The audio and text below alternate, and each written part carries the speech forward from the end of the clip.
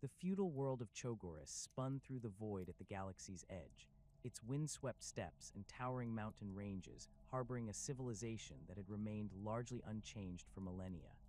Here, beneath alien constellations, nomadic tribes pursued their ancient ways of life, following the seasonal migrations of their herds across vast grasslands that stretched beyond the horizon. The planet's harsh beauty was matched only by the fierce independence of its people, who valued speed, cunning, and personal honor above all else. It was into this world that one of the Emperor's lost sons arrived, cast across the galaxy by the machinations of chaos during the scattering of the Primarchs from their gestation chambers on Terra. The infant who would become known as Jaghatai Khan crashed into the Altak Mountains in a pod of unknown origin, his arrival witnessed only by the howling winds and the scattered wildlife of the high peaks. The child's superhuman constitution allowed him to survive the brutal cold and thin air that would have killed any normal human infant within minutes. Ang Khan, chieftain of the Taliskar tribe, discovered the child during a hunting expedition in the treacherous mountain passes. The grizzled tribal leader had been tracking a wounded snow leopard when he heard what he initially mistook for the cry of some unknown predator echoing from a rocky outcropping. Following the sound, he found the infant lying naked among the twisted wreckage of his pod, seemingly unharmed despite the obvious violence of his landing. The child's unusual features, his pale skin and dark hair contrasting sharply with the typical appearance of the Chogorian peoples, marked him immediately as an outsider, yet something in his fierce gaze spoke to the old chieftain's warrior instincts. Ang Khan took the foundling back to his tribe, naming him Jaghatai after a legendary hero from Chogorian folklore. The boy's rapid development soon became apparent to all who observed him. While other children his age struggled to walk, Jaghatai was already demonstrating reflexes and coordination that defied explanation. By his third year, he could ride the small steppe ponies with the skill of a seasoned horseman, and his ability to learn the complex oral traditions of the Taliskar seemed almost supernatural in its speed and accuracy. The nomadic lifestyle of the Altak mountain tribes provided the perfect environment for the young Primarch's development. The Taliskar followed ancient migration routes through high mountain passes and hidden valleys, their movements dictated by the seasons and the availability of grazing for their herds. This constant motion, combined with the ever-present threat of raids from rival tribes, created a culture where adaptability and martial skill were essential for survival. Jaghatai absorbed these lessons with an intensity that both impressed and occasionally unsettled his adoptive family. As he entered adolescence, Jaghatai's physical capabilities became impossible to ignore. He could outrun the swiftest horses across short distances, and his strength allowed him to draw composite bows that veteran warriors found difficult to string. More importantly, his tactical mind began to manifest in the small-scale conflicts that were a constant feature of tribal life. When rival clans attempted to steal Taliskar livestock or encroach upon their traditional grazing grounds, it was often Jaghatai's strategies that turned potential defeats into decisive victories. The young Primarch's first major military success came during his 16th year, when a confederation of 3 hostile tribes launched a coordinated attack on the Taliskar during the vulnerable period of spring migration. The enemy had chosen their moment well, striking when the tribe's herds were spread across several valleys, and their warriors were divided into small protective groups. Traditional Chogorian tactics would have called for a defensive stance, gathering the scattered forces before attempting any counterattack. Jaghatai proposed a radically different approach. Rather than consolidating their position, he advocated for a series of lightning strikes against each enemy tribe in turn, using their superior knowledge of the local terrain to achieve tactical surprise.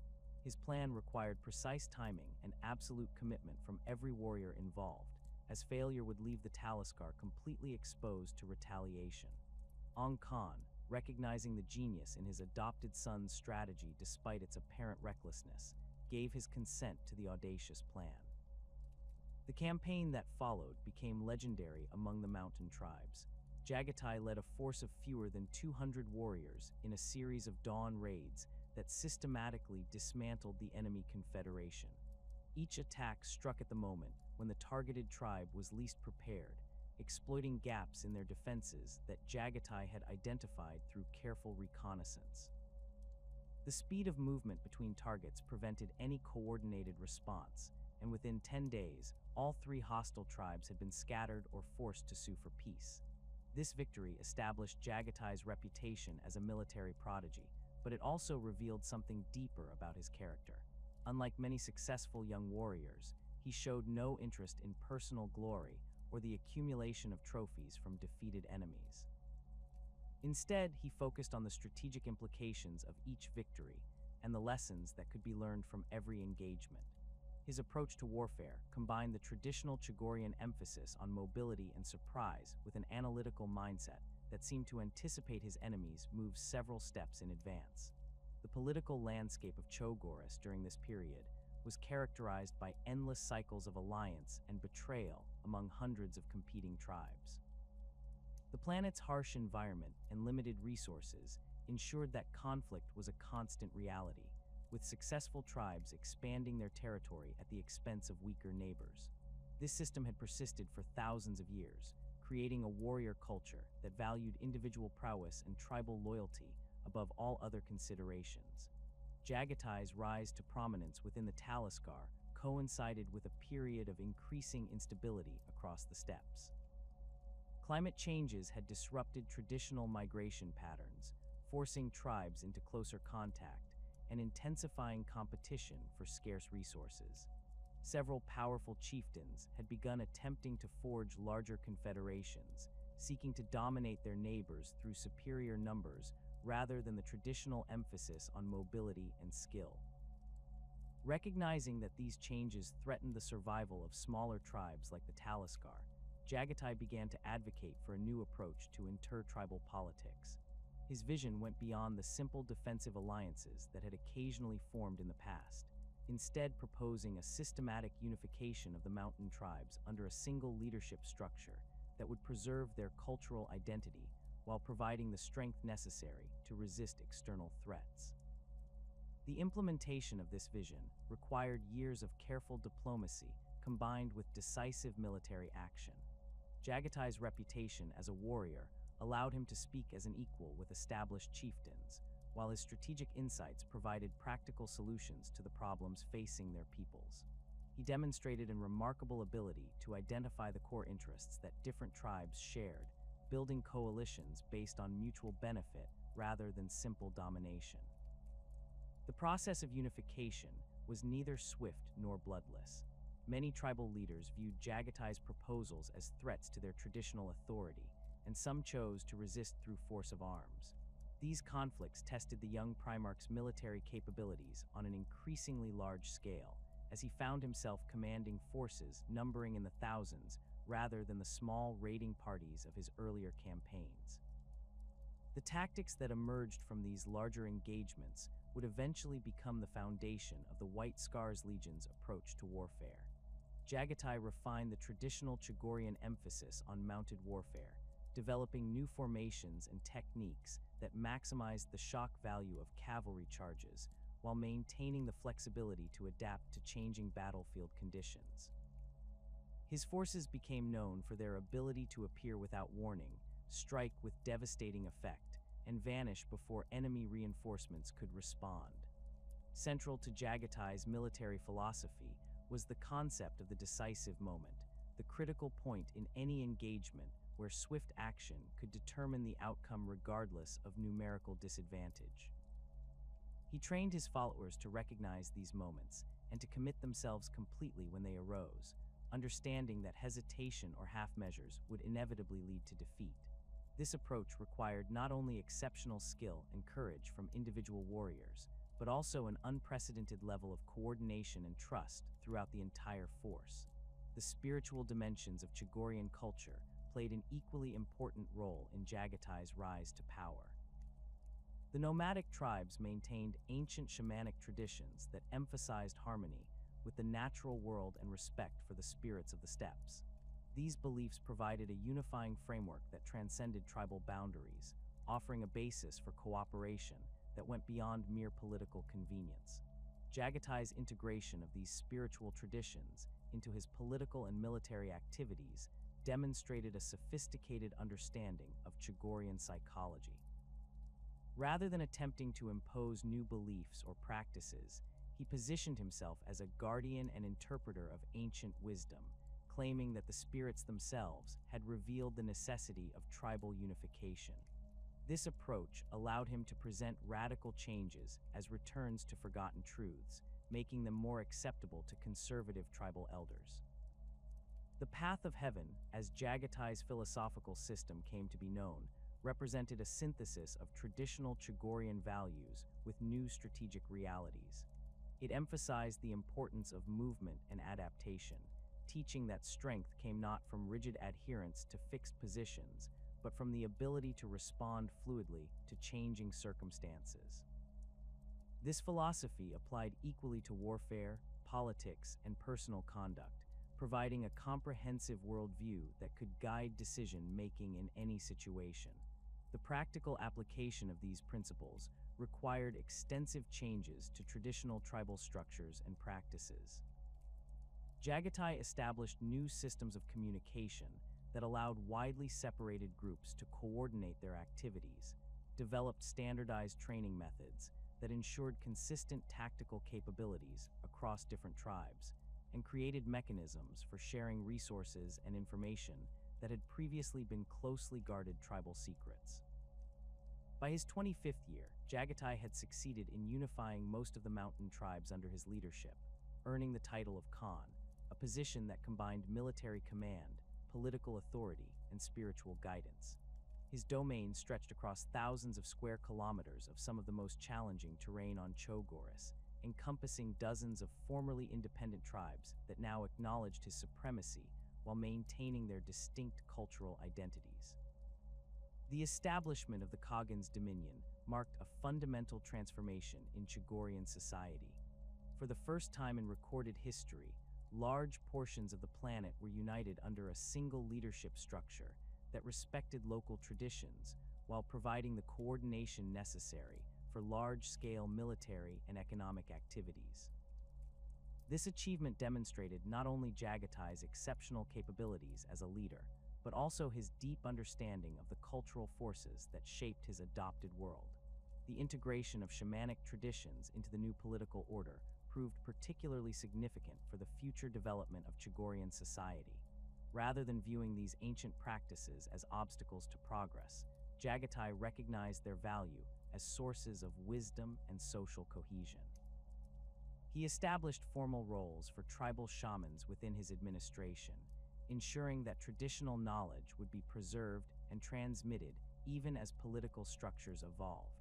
This approach created a unique synthesis between spiritual and temporal authority that would later influence the White Scars Legion's relationship with imperial doctrine. The shamanic emphasis on harmony with natural forces complemented Jaghatai's tactical philosophy, while the traditional respect for ancestral wisdom provided a foundation for maintaining unit cohesion across the vast distances of interstellar warfare. The success of tribal unification also demonstrated the effectiveness of Jaghatai's approach to leadership development. Rather than concentrating all authority in his own person, he systematically identified and trained capable subordinates who could operate independently while maintaining loyalty to the overall strategic vision.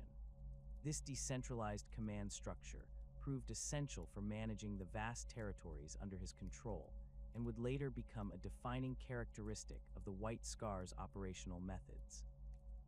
The Emperor's arrival on Chogoris came during the final phase of what Imperial records would later classify as Compliance Action 312 Ultima, though the reality of the situation bore little resemblance to the typical planetary conquests that had characterized the Great Crusade's expansion.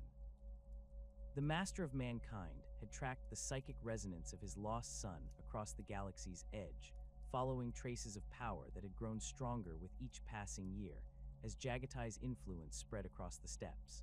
What the Emperor found upon entering the Chogoris system was not a primitive world awaiting enlightenment, but a planet already unified under the rule of one who bore the unmistakable genetic signature of a Primarch. The Imperial fleet that translated into real space above Chogoris consisted of 12 vessels, including the flagship Bucephalus and elements of the First Expeditionary Fleet. Accompanying the Emperor were representatives from several Space Marine legions, Mechanicum Tech adepts, and Imperial Army units prepared for what they had anticipated would be a standard compliance operation. The initial auger sweeps revealed a world with minimal orbital infrastructure and no significant void-based defenses, leading many within the expedition to assume they faced another technologically backward civilization requiring forceful integration into the growing Imperium. The Emperor's psychic senses, however, painted a far different picture. The planet below resonated with familiar patterns of thought and emotion, concentrated most strongly in the mountainous regions where Jaghatai had established his seat of power. The master of mankind recognized immediately that his son had not merely survived his exile, but had thrived, creating something unprecedented in the annals of human civilization. Rather than ordering an immediate planetary assault, the Emperor commanded his fleet to maintain high orbit while he assessed the situation developing below. Jaghatai's response to the arrival of the Imperial fleet demonstrated both his strategic acumen and his deep understanding of his own limitations.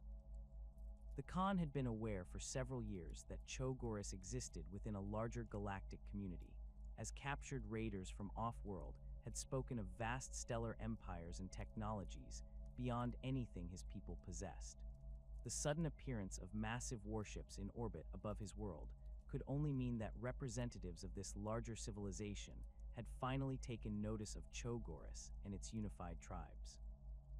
The Khan's immediate actions revealed the careful balance he maintained between curiosity and caution.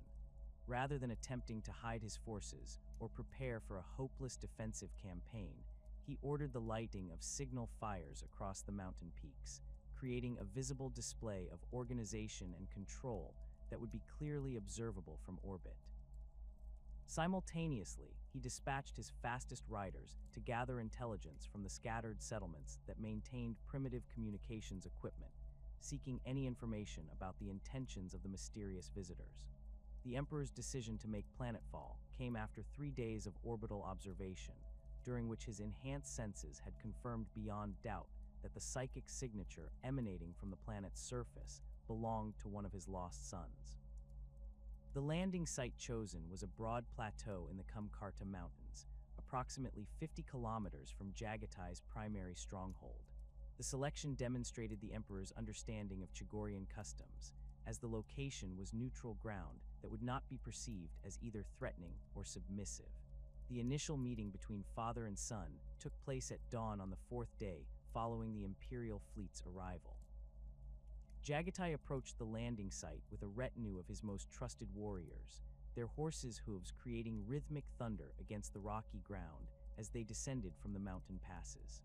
The Khan himself rode at the column's head, his bearing radiating the confidence of one accustomed to command, while his eyes constantly assessed the strange craft that had descended from the stars. The Emperor awaited his son's arrival, standing alone on the plateau's center, having dismissed his own retinue to positions several hundred meters distant.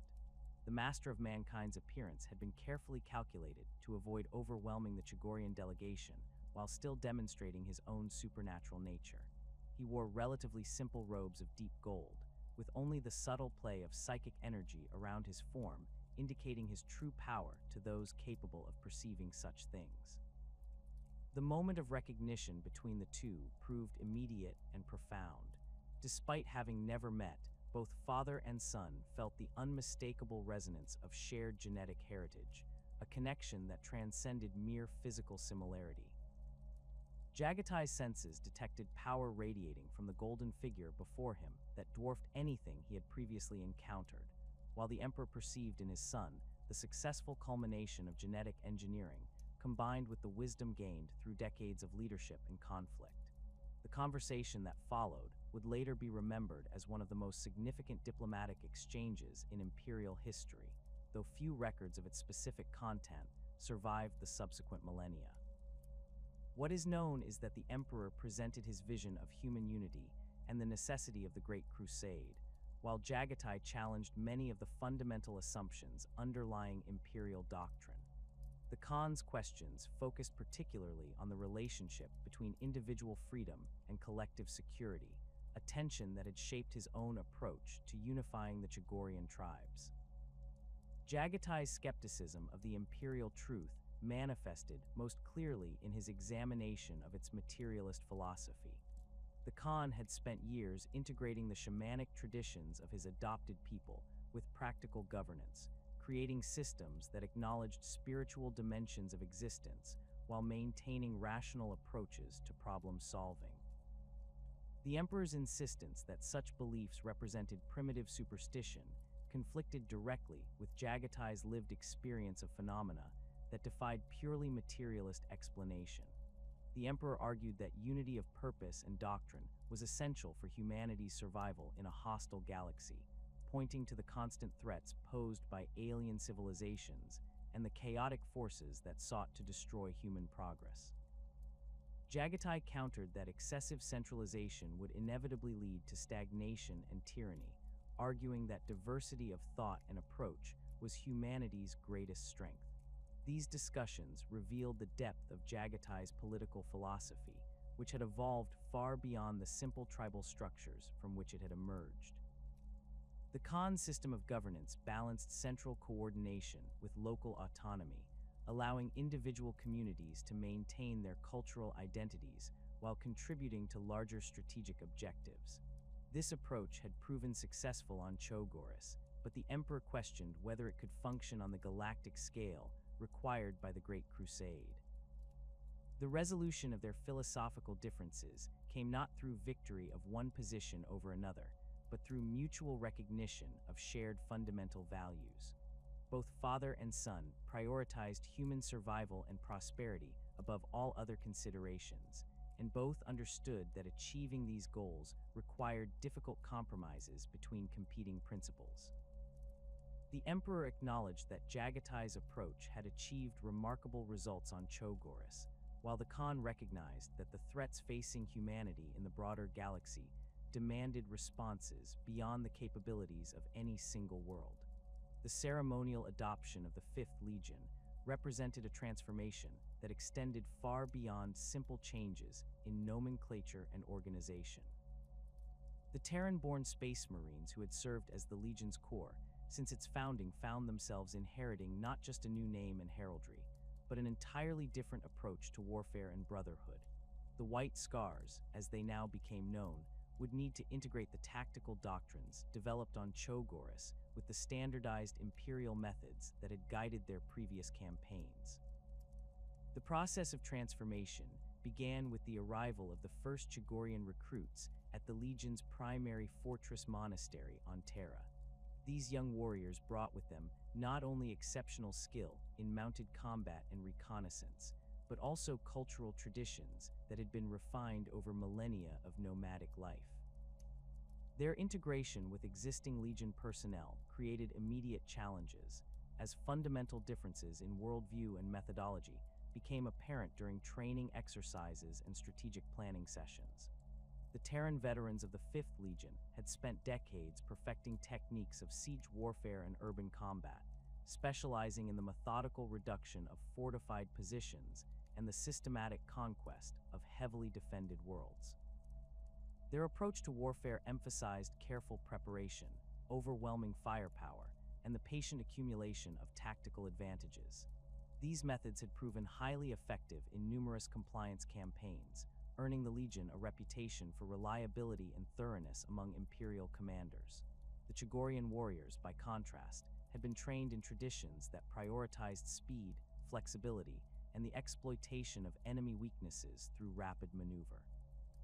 Their preferred tactics involved lightning strikes against vulnerable targets, followed by immediate withdrawal before enemy forces could respond effectively. This approach required exceptional individual skill and unit coordination, but offered the potential for achieving decisive results with minimal casualties when properly executed. The integration of these contrasting tactical philosophies created significant tension within the Legion's command structure. Terran officers questioned the reliability of strategies, that seemed to depend heavily on factors beyond direct control, while Chogorian leaders criticized what they viewed as the excessive rigidity of traditional imperial methods. These disagreements extended beyond mere tactical preferences to encompass fundamental questions about the nature of warfare and the responsibilities of military leadership. Jaghatai's approach to resolving these conflicts demonstrated his understanding of both cultural dynamics and military necessity. Rather than imposing either system wholesale, he initiated a comprehensive review of Legion doctrine that examined the effectiveness of different approaches under various operational conditions. This analysis revealed that both Terran and Chogorian methods possessed distinct advantages that could be leveraged in appropriate circumstances. The development of new tactical doctrines required extensive experimentation and training, as Legion personnel worked to master techniques that combined elements from both traditions. The process proved particularly challenging for Space Marines who had spent decades perfecting specific skill sets, as they now needed to develop capabilities in areas that had previously been outside their primary focus. Terran veterans learned mounted combat and rapid reconnaissance techniques, while Chogorian recruits studied siege warfare and heavy weapons employment. The cultural integration proved equally complex, as differences in language, customs, and social organization created barriers to effective communication and cooperation. The Chogorian emphasis on personal honor and tribal loyalty sometimes conflicted with imperial military hierarchy, while Terran adherence to standardized procedures occasionally frustrated warriors accustomed to greater tactical flexibility. These tensions required careful management to prevent them from undermining unit cohesion and operational effectiveness. The transformation of the Legion's organizational structure reflected Jaghatai's understanding that effective integration required more than superficial changes to existing systems. The traditional Imperial Legion structure, with its emphasis on centralized command and standardized unit compositions, needed modification to accommodate the Chogorian preference for autonomous operation and flexible force organization. The resulting hybrid system maintained overall strategic coordination while allowing individual units greater latitude in tactical execution. The adoption of Chogorian cultural elements extended beyond military organization to encompass broader aspects of Legion identity. The White Scars began incorporating traditional ceremonies and rituals into their practices, creating new traditions that honored both their Terran origins and their Chogorian heritage. These cultural adaptations helped forge stronger bonds between personnel from different backgrounds while establishing a distinct identity that set the Legion apart from its peers. The process of creating this new Legion identity required careful balance between innovation and continuity. Jaghatai recognized that excessive change would alienate existing personnel and undermine operational effectiveness, while insufficient adaptation would fail to realize the potential benefits of Chogorian integration. The solution involved gradual implementation of new practices alongside preservation of successful existing methods, allowing the Legion to evolve organically rather than through imposed transformation. The early campaigns conducted by the newly transformed White Scars provided practical testing grounds for their evolving tactical doctrines and organizational structures.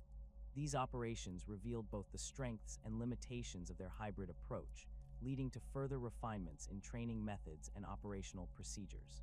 The Legion's performance during this period established patterns that would characterize their contributions to the Great Crusade for decades to come. The transformation of the 5th Legion into the White Scars required more than philosophical integration between Terran and Chogorian traditions. It demanded the complete reimagining of how Space Marines could wage war across the galaxy's vast theaters of operation. Jaghatai Khan's first priority involved analyzing the tactical limitations that had constrained his Legion's predecessors, identifying opportunities where Chogorian methods could provide decisive advantages over conventional Imperial approaches. The Khan recognized that speed and mobility, while valuable assets in any military campaign, could become overwhelming force multipliers when properly integrated with the advanced technology and superhuman capabilities of the Adeptus Astartes. The development of the White Scar's signature hit and run tactics began with careful study of the Legion's existing equipment and operational parameters. Traditional Space Marine doctrine emphasized the deployment of heavy infantry formations supported by armored vehicles and artillery, an approach that had proven effective in siege warfare and urban combat, but often struggled against mobile enemies or in campaigns requiring rapid territorial conquest. Jaghatai's analysis revealed that the Legion's existing equipment included substantial numbers of fast attack vehicles that had been underutilized in previous campaigns, relegated to reconnaissance roles rather than serving as primary combat platforms. The Khan's tactical innovations centered on the concept of the lightning strike, coordinated attacks that combined overwhelming speed with precise targeting to achieve maximum disruption of enemy forces before withdrawing to avoid retaliation. These operations required unprecedented levels of coordination between different unit types, as success depended on the ability to mass firepower at critical points while maintaining the mobility necessary for rapid disengagement. The development of these techniques demanded extensive modifications to existing training protocols and communication systems. The White Scar's preference for jet bikes emerged from Jaghatai's recognition that these vehicles represented the closest technological equivalent to the mounted warfare that had dominated Chogorian military tradition. The jet bike's combination of speed, maneuverability, and firepower made it an ideal platform for the kind of rapid strikes that the Khan envisioned, while its relatively small size allowed for deployment in terrain that would be inaccessible to larger vehicles. The Legion began requesting increased allocations of jet bikes from Mechanicum Forge worlds, often at the expense of heavier equipment that other legions considered essential. The integration of jet bikes into White Scar's tactical doctrine required significant adaptations to standard Imperial designs. Chogorian artificers working alongside Mechanicum tech, adepts developed modifications that enhanced the vehicle's reliability and range, recognizing that extended operations far from supply bases would be a constant feature of the Legion's campaigns. These improvements included enhanced fuel systems, reinforced chassis components, and upgraded communication equipment that allowed jet bike squadrons to coordinate effectively across vast distances. Land speeders represented another crucial component of the White Scar's evolving tactical approach, serving as mobile command platforms and heavy weapons carriers that could keep pace with jet bike formations while providing additional firepower and tactical flexibility. The Khan's forces pioneered new employment methods for these vehicles, using them not merely as reconnaissance assets, but as integral elements of combined arms formations that could engage a wide variety of enemy targets. The development of specialized land speeder variants equipped with enhanced sensors and communication systems allowed White Scar's commanders to maintain real-time awareness of battlefield conditions even during the most fluid engagements. The Legion's tactical evolution extended beyond individual vehicle types to encompass entirely new approaches to force organization and deployment. Traditional Space Marine companies were restructured to emphasize mobility and independence, with each unit receiving sufficient fast attack assets to operate autonomously across extended periods. This reorganization required careful attention to logistical considerations, as mobile formations consumed resources at rates that often exceeded the capabilities of conventional supply systems. The White Scars developed innovative solutions to these logistical challenges, including the use of high-speed supply drops and pre-positioned cache systems that allowed their forces to maintain operational tempo without relying on vulnerable supply convoys. These methods drew heavily on Chogorian traditions of living off the land and maintaining minimal logistical footprints, adapted to the technological requirements of interstellar warfare. The success of these approaches would later influence Imperial Guard doctrine and provide models for other Space Marine legions operating in similar environments. The compliance of Kolarn provided the first major test of the White Scars evolving tactical doctrines against a sophisticated enemy force. The Kolarn system contained 3 inhabited worlds dominated by a technologically advanced human civilization that had maintained independence through a combination of powerful defensive installations and a substantial fleet of system defense vessels. Previous Imperial compliance efforts had stalled against the system's layered defenses, with conventional assault tactics proving inadequate against enemies who possessed both the technology and tactical skill to counter traditional space marine methods. Jaghatai's approach to the Kolarn campaign demonstrated his understanding that speed could serve as both a tactical and strategic weapon. Rather than attempting to reduce the system's defenses through prolonged siege operations, the Khan proposed a series of simultaneous strikes against critical infrastructure targets across all 3 worlds. This strategy required precise timing and coordination between multiple task forces, each operating independently while contributing to the overall campaign objectives. The opening phase of the Kolarn compliance began with extensive reconnaissance operations conducted by White Scar's jetbike squadrons, operating from concealed positions in the system's outer asteroid belt. These forces spent weeks mapping enemy patrol patterns and identifying vulnerabilities in the defensive network, gathering intelligence that would prove crucial for the success of subsequent operations. The reconnaissance phase demonstrated the value of the Legion's enhanced mobility, as conventional space marine forces would have been unable to conduct such extensive intelligence-gathering operations without alerting the defenders.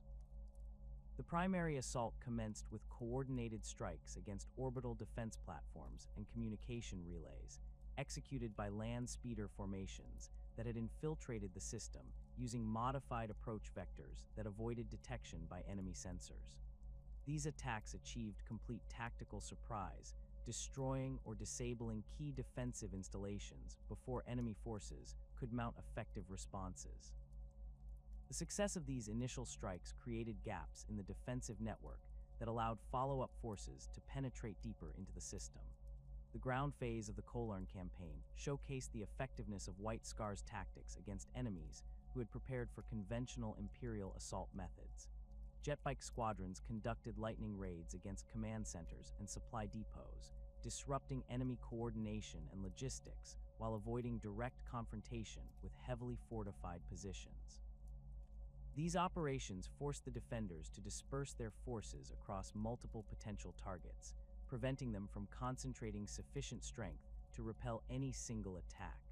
The campaign's decisive moment came when White Scar's forces succeeded in capturing the primary communication hub on Kolarn Prime, effectively blinding the system's defenders and preventing coordinated resistance across multiple worlds.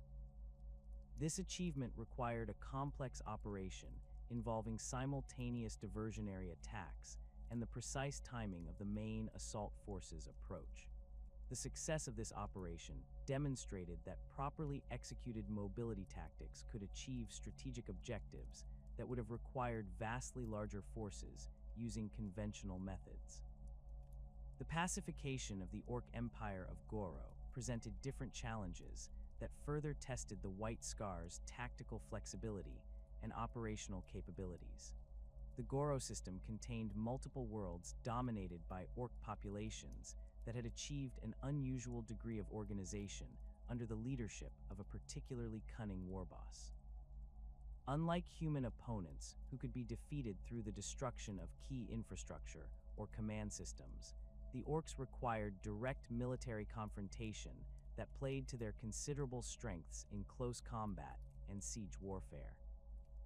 Jaghatai's analysis of the Goro situation revealed that conventional Imperial tactics would likely result in prolonged campaigns with heavy casualties, as Orc defensive positions were designed to channel attackers into killing zones where greenskin advantages in melee combat could prove decisive. The Khan's alternative approach focused on exploiting Orc psychological and tactical weaknesses, particularly their tendency toward aggressive pursuit of fleeing enemies and their difficulty maintaining coordination across extended operational areas. The Goro campaign began with a series of apparent probing attacks that were designed to appear unsuccessful while actually gathering detailed intelligence about orc dispositions and response patterns. White Scar's jetbike squadrons conducted hit and run raids against outlying settlements, engaging orc forces just long enough to assess their capabilities before withdrawing in apparent defeat. These operations convinced the orc leadership that the Imperial forces were weak and disorganized, setting the stage for the campaign's later phases. The Khan's strategy exploited orc overconfidence by gradually drawing larger enemy forces away from their fortified positions through a series of escalating provocations. Each engagement was carefully calculated to inflict maximum casualties on orc forces, while appearing to represent desperate Imperial attempts to achieve tactical objectives. The cumulative effect of these operations was to convince the warboss that complete victory was imminent, leading him to commit his reserves to a massive offensive that would leave his primary strongholds vulnerable to counterattack. The climactic phase of the Goro campaign demonstrated the devastating effectiveness of coordinated White Scar's tactics against enemies who had been maneuvered into disadvantageous positions. While the majority of orc forces pursued what they believed to be retreating Imperial units, land speeder formations struck at the weakened defensive positions, protecting the primary orc settlements.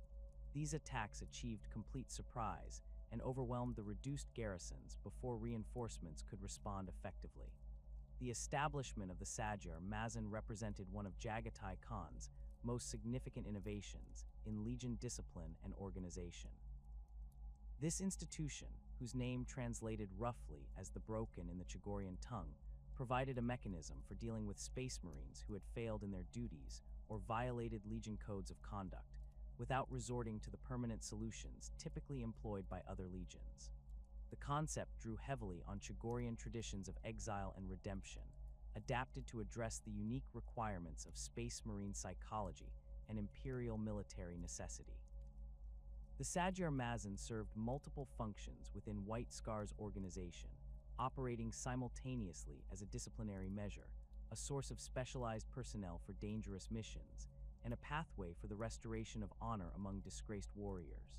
Space Marines assigned to the Sajar Mazin were stripped of their normal unit affiliations and heraldry, marked instead with distinctive scarring that identified their status to other Legion members. These warriors were expected to seek redemption through exceptional valor in combat, with successful completion of assigned missions, potentially leading to restoration of their previous status. The practical implementation of the Sajar Mazin required careful balance between punishment and opportunity, as the institution needed to maintain its effectiveness as a disciplinary measure while providing genuine possibilities for redemption. The missions assigned to Sajar Mazin warriors were typically the most dangerous and difficult operations that the Legion faced, including deep reconnaissance behind enemy lines, suicide attacks against heavily fortified positions, and infiltration missions with minimal chances of survival. These assignments served both to test the commitment of disgraced warriors and to accomplish tactical objectives that would be impossible using conventional forces.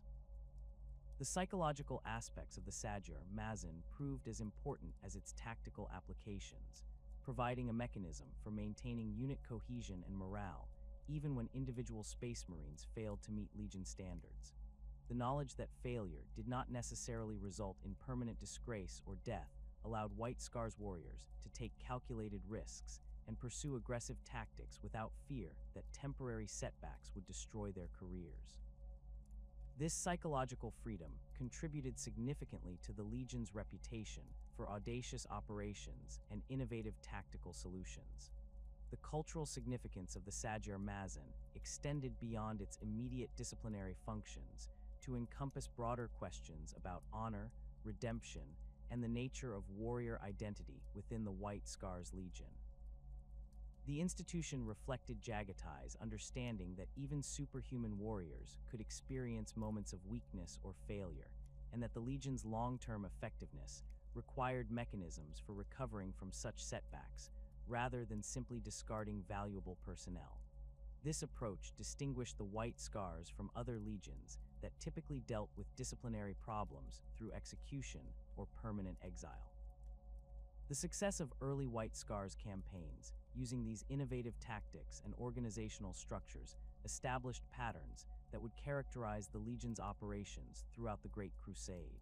The combination of speed-based tactics, flexible organization, and unique disciplinary institutions created a military force that was particularly effective in campaigns requiring rapid territorial conquest or operations against mobile enemies. These capabilities would prove increasingly valuable as the Great Crusade expanded into regions where conventional imperial methods faced significant limitations.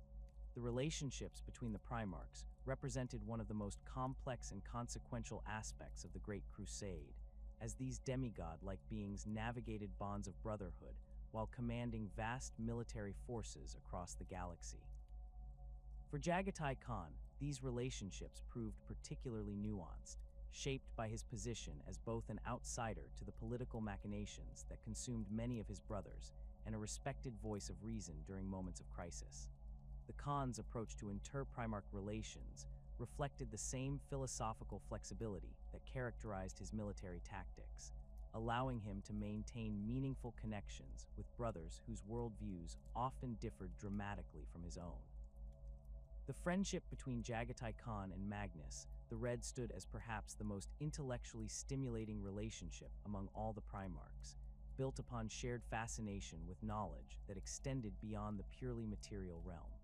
Both Primarchs possessed minds that refused to accept the limitations imposed by conventional thinking, though their approaches to expanding human understanding followed markedly different paths. Magnus pursued knowledge through systematic study of the warp and its manifold mysteries, while Jaghatai sought wisdom through the integration of shamanic traditions, with practical experience gained through decades of leadership and warfare. Their initial meeting occurred during the compliance of the Arc Reach cluster, where both the White Scars and Thousand Suns had been deployed to pacify a region containing multiple human civilizations that had developed sophisticated psychic traditions during the Age of Strife. The campaign required careful coordination between the two legions, as the enemy forces included powerful psychers whose abilities posed significant threats to conventional Imperial assault tactics. The operational necessities of the campaign provided numerous opportunities for the two Primarchs to engage in extended discussions about the nature of psychic phenomena and their proper role within Imperial doctrine. Magnus approached these conversations with the enthusiasm of a scholar who had finally found an intellectual equal capable of understanding the complexities of his research. The Crimson King had grown accustomed to his brother's dismissive attitudes toward his studies, with most Primarchs viewing his investigations into the warp as dangerous distractions from the practical requirements of military conquest. Jaghatai's willingness to engage seriously with these topics, combined with his own extensive experience with phenomena that defied materialist explanation, created a foundation for genuine intellectual exchange between the two. The Khan's perspective on psychic matters differed significantly from Magnus's systematic approach, drawing instead on the intuitive understanding developed through years of working with Chogorian shamans and storm seers. Where Magnus sought to categorize and control the forces of the warp through rigorous study and careful experimentation, Jaghatai emphasized the importance of maintaining harmony with powers that could not be fully comprehended or dominated. This fundamental difference in approach led to lengthy debates about the proper relationship between human consciousness and the immaterial realm. Their discussions extended beyond purely theoretical considerations to encompass practical questions about the deployment of psychic abilities in military operations. The Thousand Suns had developed sophisticated techniques for using sorcery as a weapon of war, creating formations of battle psychers capable of devastating enemy forces through direct manipulation of warp energies. The White Scars, by contrast, employed their storm seers primarily as guides and advisors, using their abilities to enhance conventional tactics rather than replace them entirely.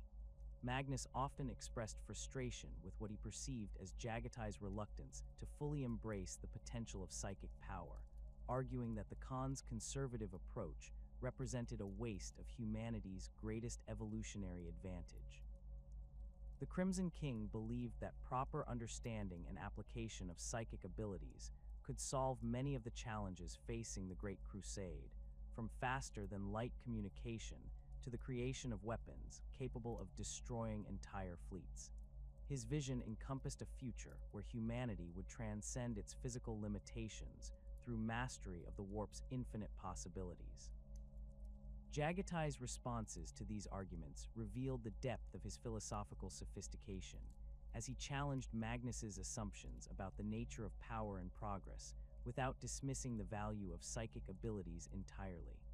The Khan argued that the pursuit of absolute control over any force, whether material or immaterial, inevitably led to corruption and eventual destruction. His shamanic training had taught him that wisdom lay not in domination, but in understanding one's place within larger cosmic patterns, accepting the limitations that such understanding imposed. The relationship between the two Primarchs deepened during the campaign's later phases, as they worked together to develop strategies for countering enemy psykers without resorting to the wholesale slaughter that characterized many Imperial responses to psychic threats. Their collaboration resulted in innovative tactics that combined the Thousand Suns' offensive capabilities with the White Scar's mobility and the Storm Seer's defensive techniques. These joint operations demonstrated the potential benefits of intellectual cooperation between different Legion cultures, even when fundamental philosophical differences remained unresolved.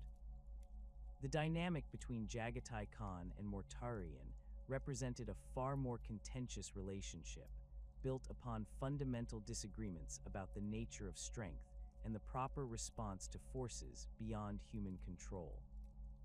The two Primarchs had emerged from childhood experiences that shaped their worldviews in opposing directions, creating tensions that would persist throughout their service to the Emperor and ultimately influence their choices during the galaxy-spanning civil war that would tear the Imperium apart. Mortarion's hatred of psykers and anything connected to the warp stemmed from his traumatic experiences on Barbaros, where he had witnessed the devastating effects of uncontrolled psychic power wielded by the planet's necromantic overlords. The Death Lord's response to these experiences had been to reject all forms of supernatural influence, embracing a philosophy that valued physical resilience and technological solutions over what he viewed as dangerous reliance on unpredictable forces. His approach to warfare emphasized endurance and methodical advance, grinding down enemy resistance through superior discipline and equipment rather than seeking decisive victories through bold maneuvers. The Khan's integration of shamanic traditions into White Scar's doctrine represented everything that Mortarion found objectionable about his brother's approaches to leadership and warfare. The Death Lord viewed the Storm Seers as evidence of dangerous corruption within the Fifth Legion, arguing that any reliance on psychic abilities would inevitably lead to the kind of catastrophic failures that had characterized human civilization during the Age of Strife. His criticism of Jaghatai's methods often took the form of pointed questions about the reliability of tactics that depended on forces beyond rational understanding or direct control. Their philosophical differences extended beyond tactical considerations to encompass broader questions about human nature and the proper goals of the Great Crusade. Mortarion believed that humanity's survival required the complete elimination of all supernatural threats, including the systematic suppression of psychic abilities among human populations. His vision of imperial civilization emphasized uniformity and control, with standardized technologies and doctrines ensuring that no community could develop the kind of dangerous practices that had plagued humanity during previous eras of chaos and destruction. Jaghatai's response to these arguments revealed his understanding of the fundamental contradictions inherent in Mortarion's position. The Khan pointed out that the Death Lord's own supernatural abilities, along with those of all the Primarchs, represented exactly the kind of phenomena that his philosophy claimed to oppose. The Emperor himself wielded psychic powers that dwarfed anything possessed by the shamans and storm seers that Mortarion found so threatening. Yet the Death Lord had never questioned the legitimacy of his father's authority or the methods used to create the Primarchs themselves. The practical implications of their disagreement became apparent during joint operations, where both legions were deployed against enemies that possessed significant psychic capabilities.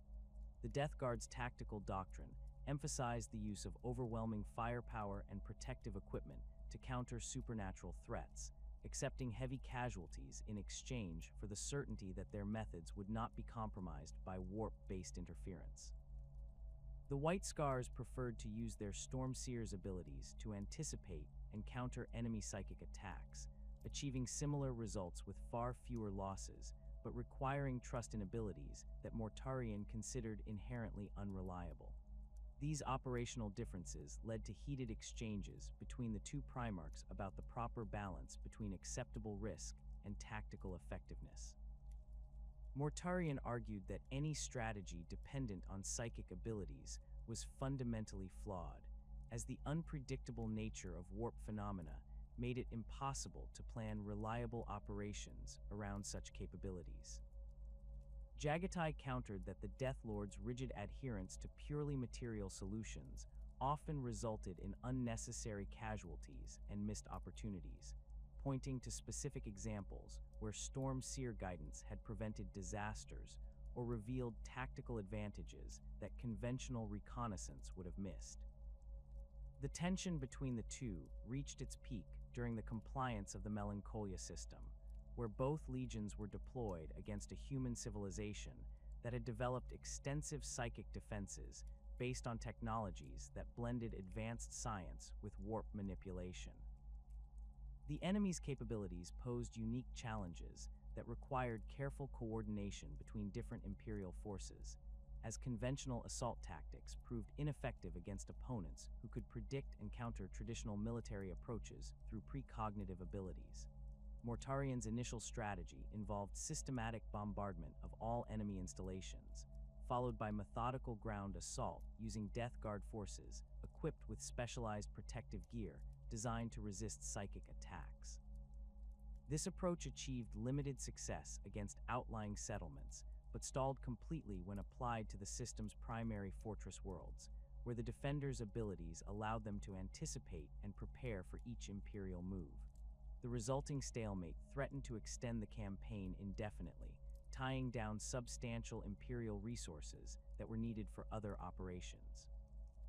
Jaghatai's alternative approach involved using White Scar's mobility and Stormseer abilities to conduct reconnaissance operations that mapped the enemy's psychic defenses, identifying weaknesses that could be exploited through carefully timed strikes. This intelligence revealed that the defenders' precognitive abilities were limited by their need to maintain concentration on specific areas, creating opportunities for simultaneous attacks that would overwhelm their capacity to respond effectively. The successful implementation of this strategy required precise coordination between conventional forces and psychic support, exactly the kind of integrated approach that Mortarion's philosophy rejected. The campaign's resolution through White Scar's methods vindicated Jaghatai's position, but failed to resolve the fundamental disagreement between the two Primarchs.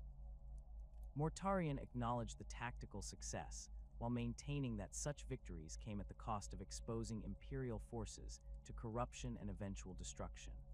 The Death Lord's warnings about the dangers of psychic reliance would prove prophetic in ways that neither Primarch could have anticipated, as the galaxy-spanning civil war that would later engulf the Imperium would indeed be triggered by the catastrophic failure of psychic abilities and the corruption of those who wielded them.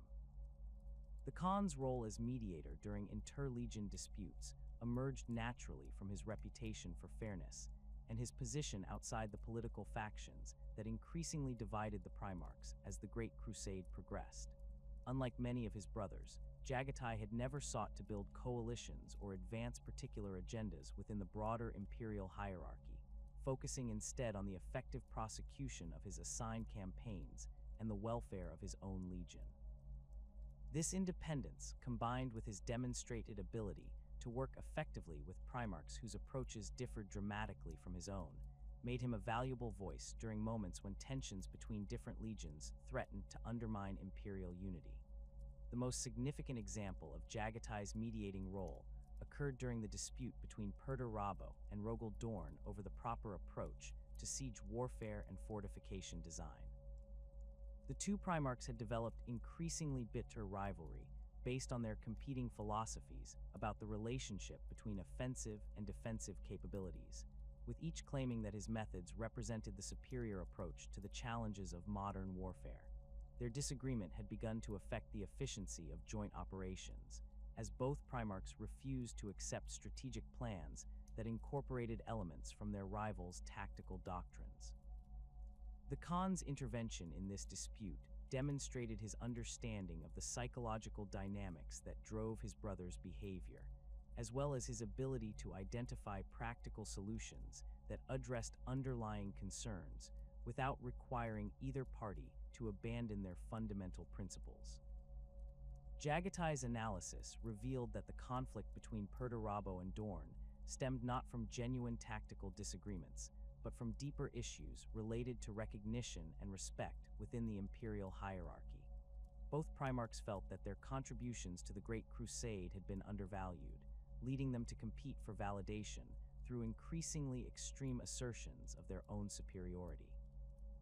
The resolution that Jaghatai proposed involved the creation of joint training exercises that would allow both Primarchs to demonstrate their capabilities without direct competition, while also providing opportunities for their forces to learn from each other's expertise. These exercises were structured to highlight the complementary nature of offensive and defensive capabilities, showing how effective siege operations required integration of both approaches rather than exclusive reliance on either methodology. The success of these joint operations helped restore working relationships between the Iron Warriors and Imperial Fists, while also providing valuable tactical innovations that benefited the broader Imperial military. The gathering storm clouds over the question of psychic powers within the Legion's Astartes reached their crescendo as the Emperor's summons echoed across the galaxy, calling all Primarchs to the world of Nicaea for what would become one of the most consequential assemblies in Imperial history. The Council of Nicaea emerged from mounting tensions between those who viewed psychic abilities as humanity's greatest evolutionary advantage and those who saw them as an existential threat to the species' survival. For Jaghatai Khan, the approaching council represented a critical moment where his philosophical convictions would be tested against the political realities of an empire struggling to define its relationship with forces beyond the material realm. The White Scars Stormseers had become integral to the Legion's operational effectiveness, their abilities seamlessly woven into tactical doctrines that had proven successful across dozens of compliance campaigns. These warrior mystics represented a unique synthesis of Chogorian shamanic traditions with the standardized librarian training protocols developed on Terra, creating a cadre of psychic specialists whose capabilities extended far beyond the conventional parameters established by other legions. The Stormseers served not merely as battlefield assets, but as spiritual guides who helped maintain the cultural identity that distinguished the White Scars from their brother legions. The integration of shamanic practices into imperial military doctrine had required careful adaptation of ancient Chogorian traditions to meet the technological and organizational requirements of interstellar warfare. The storm-calling rituals that had once summoned weather patterns across the steppes of Chogoris were transformed into techniques for manipulating electromagnetic fields and atmospheric conditions on alien worlds. Divination practices that had guided tribal migrations through treacherous mountain passes became methods for anticipating enemy movements and identifying optimal strike vectors during fast-paced engagements. The Stormseers' training regimen combined elements from both traditions in ways that created capabilities unavailable to conventional librarians. Where standard Imperial psychic training emphasized control and standardization, the Chogorian approach valued intuition and adaptability, teaching practitioners to work with natural forces rather than attempting to dominate them completely. This philosophical difference manifested in practical applications, as Stormseers demonstrated remarkable ability to maintain their powers under conditions that would overwhelm psychers trained exclusively in Terran methods. The unique nature of Stormseer abilities had attracted attention from both supporters and critics of psychic integration within the imperial military.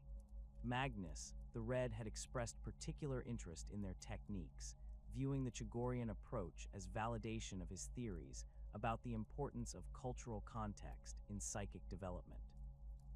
The Crimson King had spent considerable time studying with White Scar's Stormseers during joint operations, documenting their methods and incorporating selected elements into Thousand Sons training protocols. Conversely, Primarchs like Mortarion viewed the Stormseers as evidence of dangerous deviation from approved imperial doctrine, arguing that their integration of primitive superstitions with advanced psychic techniques created unpredictable variables that could compromise military operations.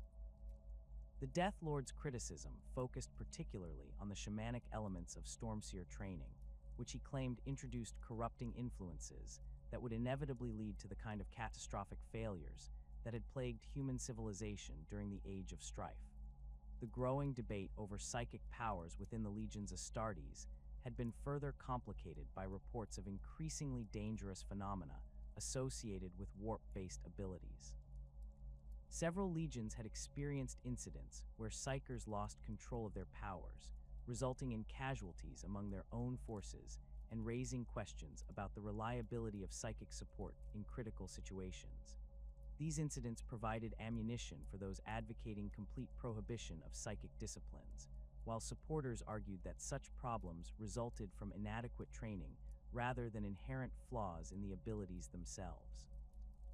Jaghatai's preparation for the Council of Nicaea involved extensive consultation with his most experienced Stormseers, seeking to understand the full implications of the proposed restrictions on psychic abilities. The Khan recognized that the Council's decisions would affect not only the tactical capabilities of his legion, but also the cultural traditions that had shaped White Scar's identity since their integration of Chogorian elements.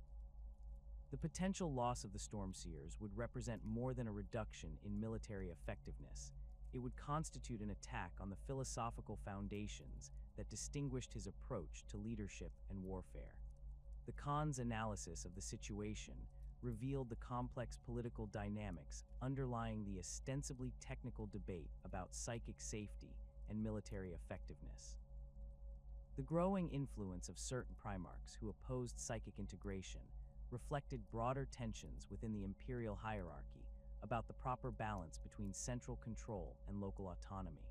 The standardization advocates viewed the diversity of psychic traditions across different legions as a threat to imperial unity, while those supporting continued integration argued that such diversity represented a valuable source of tactical innovation and cultural strength.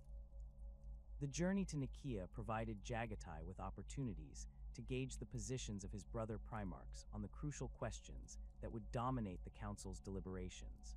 Private conversations during the voyage revealed the depth of disagreement among the Emperor's sons, with some advocating complete prohibition of all psychic abilities, while others pushed for expanded integration of such powers into standard imperial doctrine. The Khan found himself increasingly isolated in his position that psychic abilities should be regulated rather than eliminated, requiring careful oversight without complete suppression. The world of Nicaea itself had been chosen for its symbolic significance as much as its practical suitability for hosting such a momentous gathering. The planet's history included extensive use of psychic abilities during its pre-imperial period, followed by a catastrophic collapse that had nearly destroyed its civilization when those powers were corrupted by warp entities.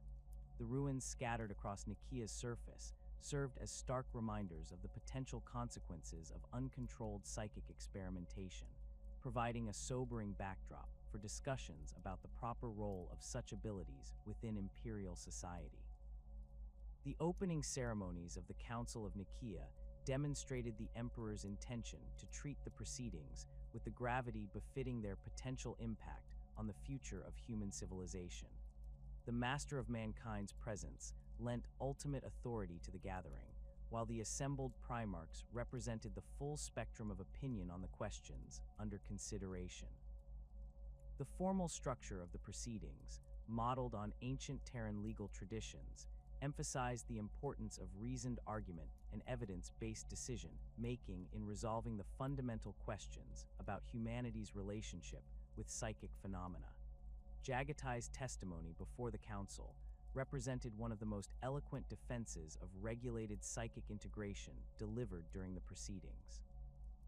The Khan's argument drew heavily on his experience with the Stormseers, presenting detailed evidence of their effectiveness in military operations, while acknowledging the legitimate concerns raised by those advocating stricter controls.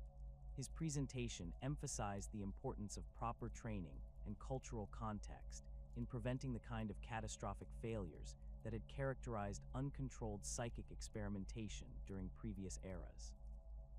The Khan's defense of Magnus the Red during the council proceedings reflected both personal loyalty and principled conviction about the value of intellectual inquiry in advancing human understanding. Despite their philosophical differences about the proper approach to psychic phenomena, Jaghatai recognized that Magnus's research had produced genuine insights into the nature of warp-based abilities and their potential applications. The Khan argued that condemning such research would deprive humanity of valuable knowledge that could be crucial for survival in a galaxy filled with psychic threats. The specific arguments that Jaghatai presented in support of continued psychic integration focused on practical considerations rather than theoretical possibilities. The Khan cited numerous examples from White Scar's campaigns where Stormseer abilities had provided decisive advantages, from early warning of enemy ambushes to weather manipulation that had enabled successful operations under otherwise impossible conditions. These concrete demonstrations of psychic effectiveness contrasted sharply with the more speculative arguments presented by both extreme advocates and opponents of psychic integration. The Khan's testimony also addressed the cultural dimensions of the psychic debate, arguing that complete prohibition would require the suppression of traditions that had developed over millennia on worlds throughout the galaxy. The integration of local customs and beliefs had been a crucial element in the success of many compliance campaigns, as it allowed conquered populations to maintain their identity while accepting imperial authority. The elimination of psychic traditions would undermine this approach, potentially creating resistance that could destabilize entire sectors of the growing Imperium. The cross-examination that followed Jaghatai's formal testimony revealed the sophistication of his understanding of both the technical and political aspects of the psychic question. The Khan demonstrated detailed knowledge of the training methods used by different legions, the specific types of abilities that had proven most problematic, and the regulatory mechanisms that could address legitimate safety concerns without eliminating beneficial capabilities entirely.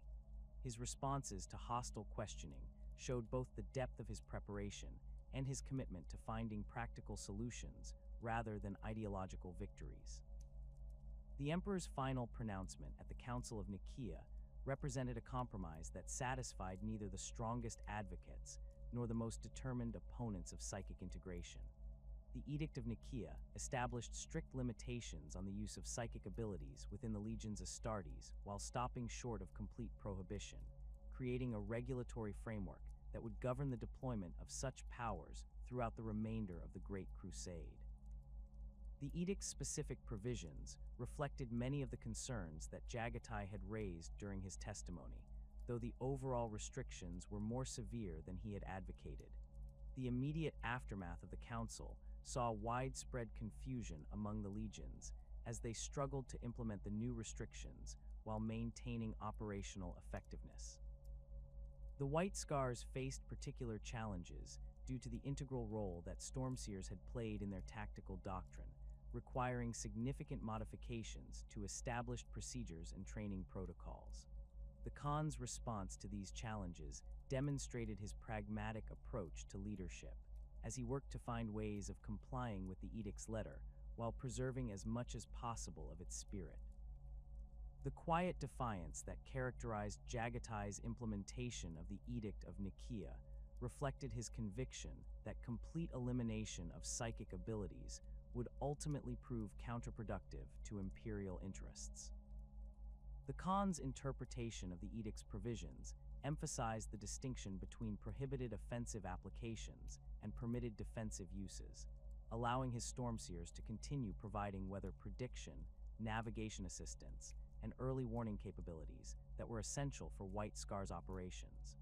This approach required careful documentation to demonstrate compliance with imperial regulations while maintaining the practical benefits that psychic abilities provided. The continued employment of stormseers within the White Scar's Legion required subtle modifications to their official roles and responsibilities, as the Khan worked to ensure that their activities remained within the bounds of permitted applications while preserving their effectiveness as military assets.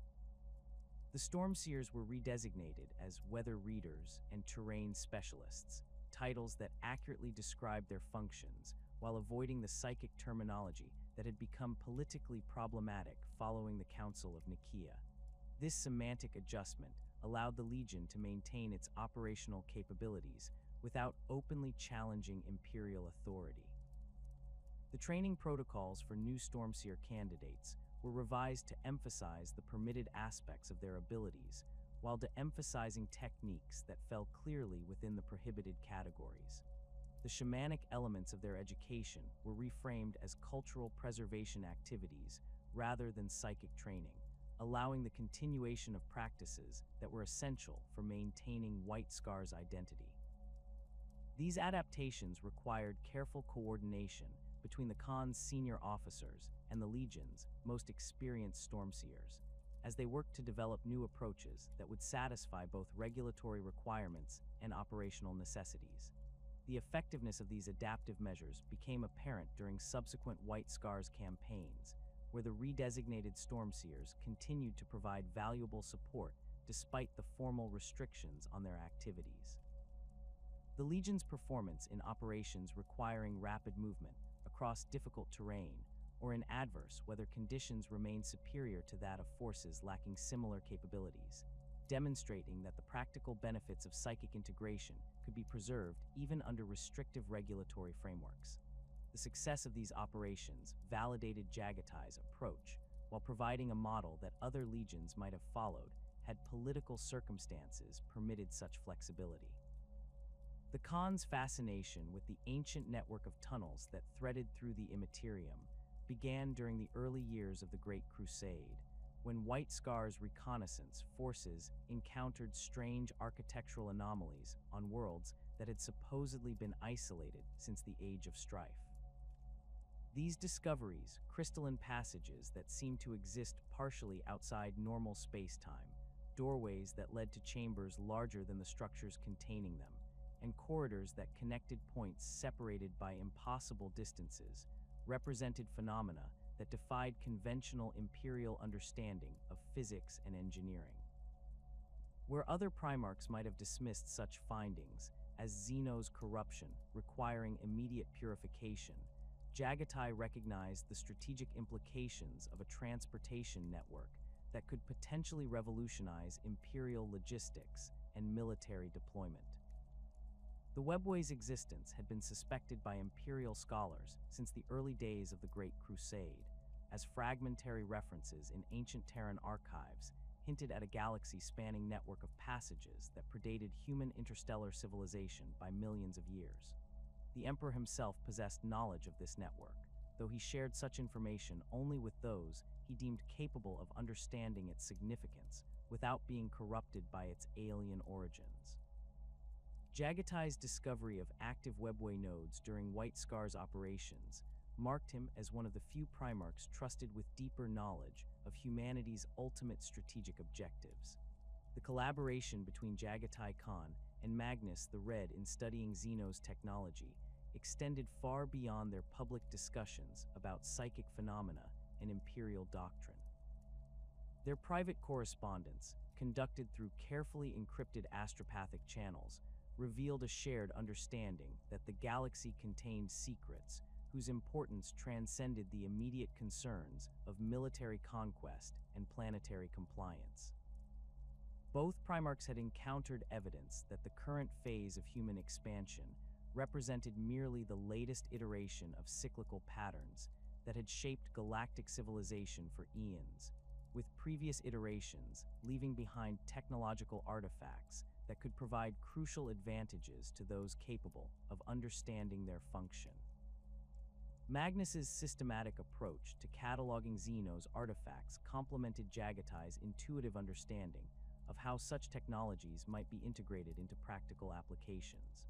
The Crimson King's extensive libraries on Prospero contained detailed analyses of archaeological sites discovered throughout the expanding Imperium, including comprehensive documentation of structures that displayed characteristics consistent with Webway construction.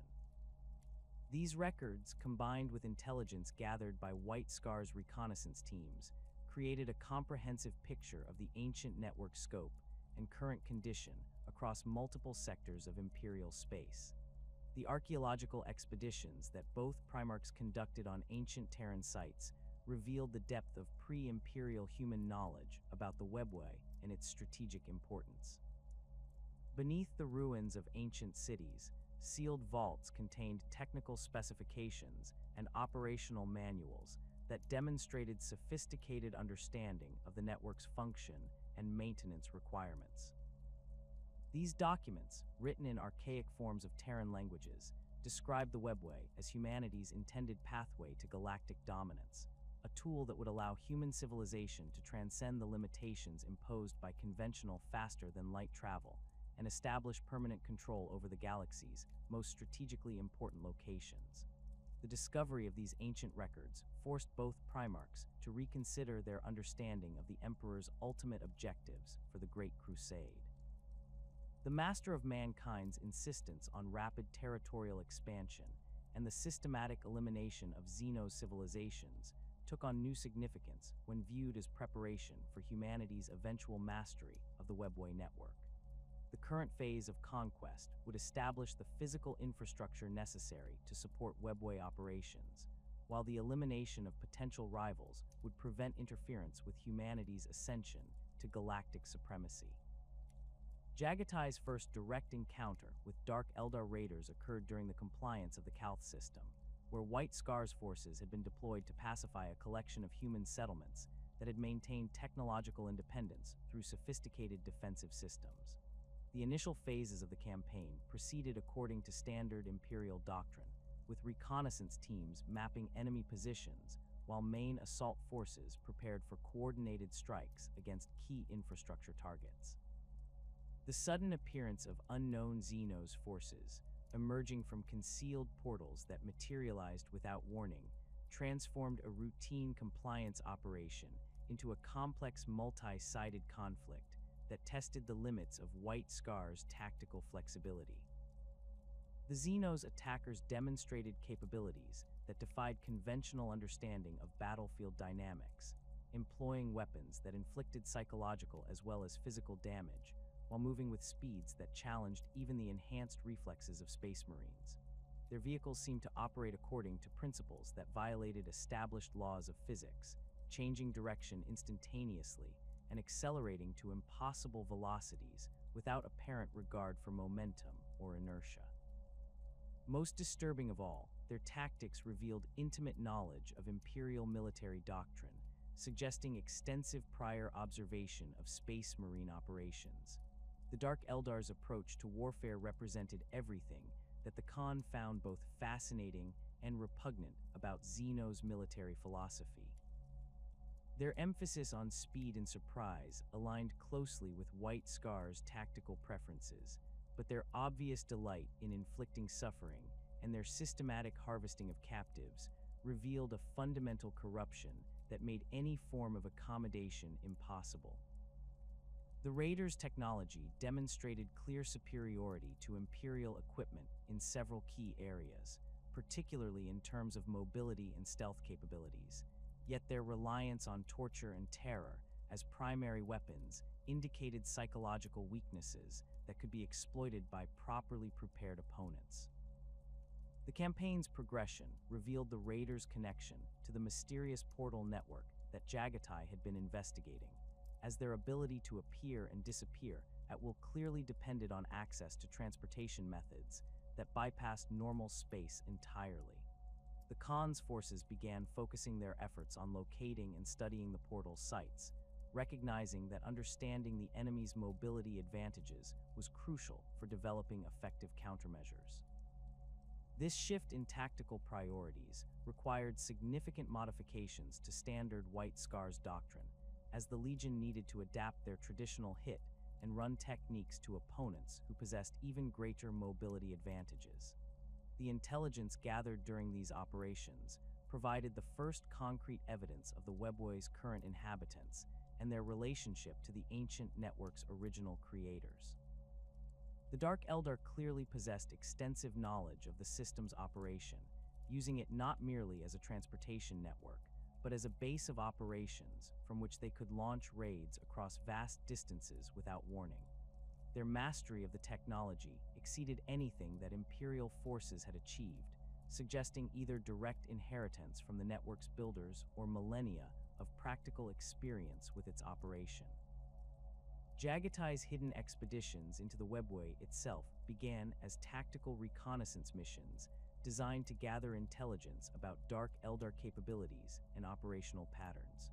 The Khan personally led small teams of his most trusted warriors through captured portal sites, using modified equipment designed to function in the network's unique environment. These early incursions revealed the true scope of the ancient construction, as the explorers discovered passages that stretched across distances that would require months of warp travel to traverse through conventional means. The physical environment within the Webway defied easy description, combining architectural elements that seemed to shift between different design philosophies without apparent pattern or logic. Corridors constructed from crystalline materials that pulsed with their own internal light-connected chambers built from metals that displayed no signs of age despite their obvious antiquity. The geometry of the passages themselves seemed to operate according to principles that challenged human spatial perception, with routes that appeared to curve back upon themselves actually leading to destinations thousands of light years distant from their starting points. The inhabitants that the Khan's forces encountered during these expeditions included not only the Dark Eldar raiders, but also other entities whose nature and origin remained mysterious. Automated defense systems of clearly Xenos manufacture continued to function after eons of apparent abandonment, suggesting that the network's original builders had incorporated self-maintenance capabilities that exceeded anything in the Imperial technological repertoire.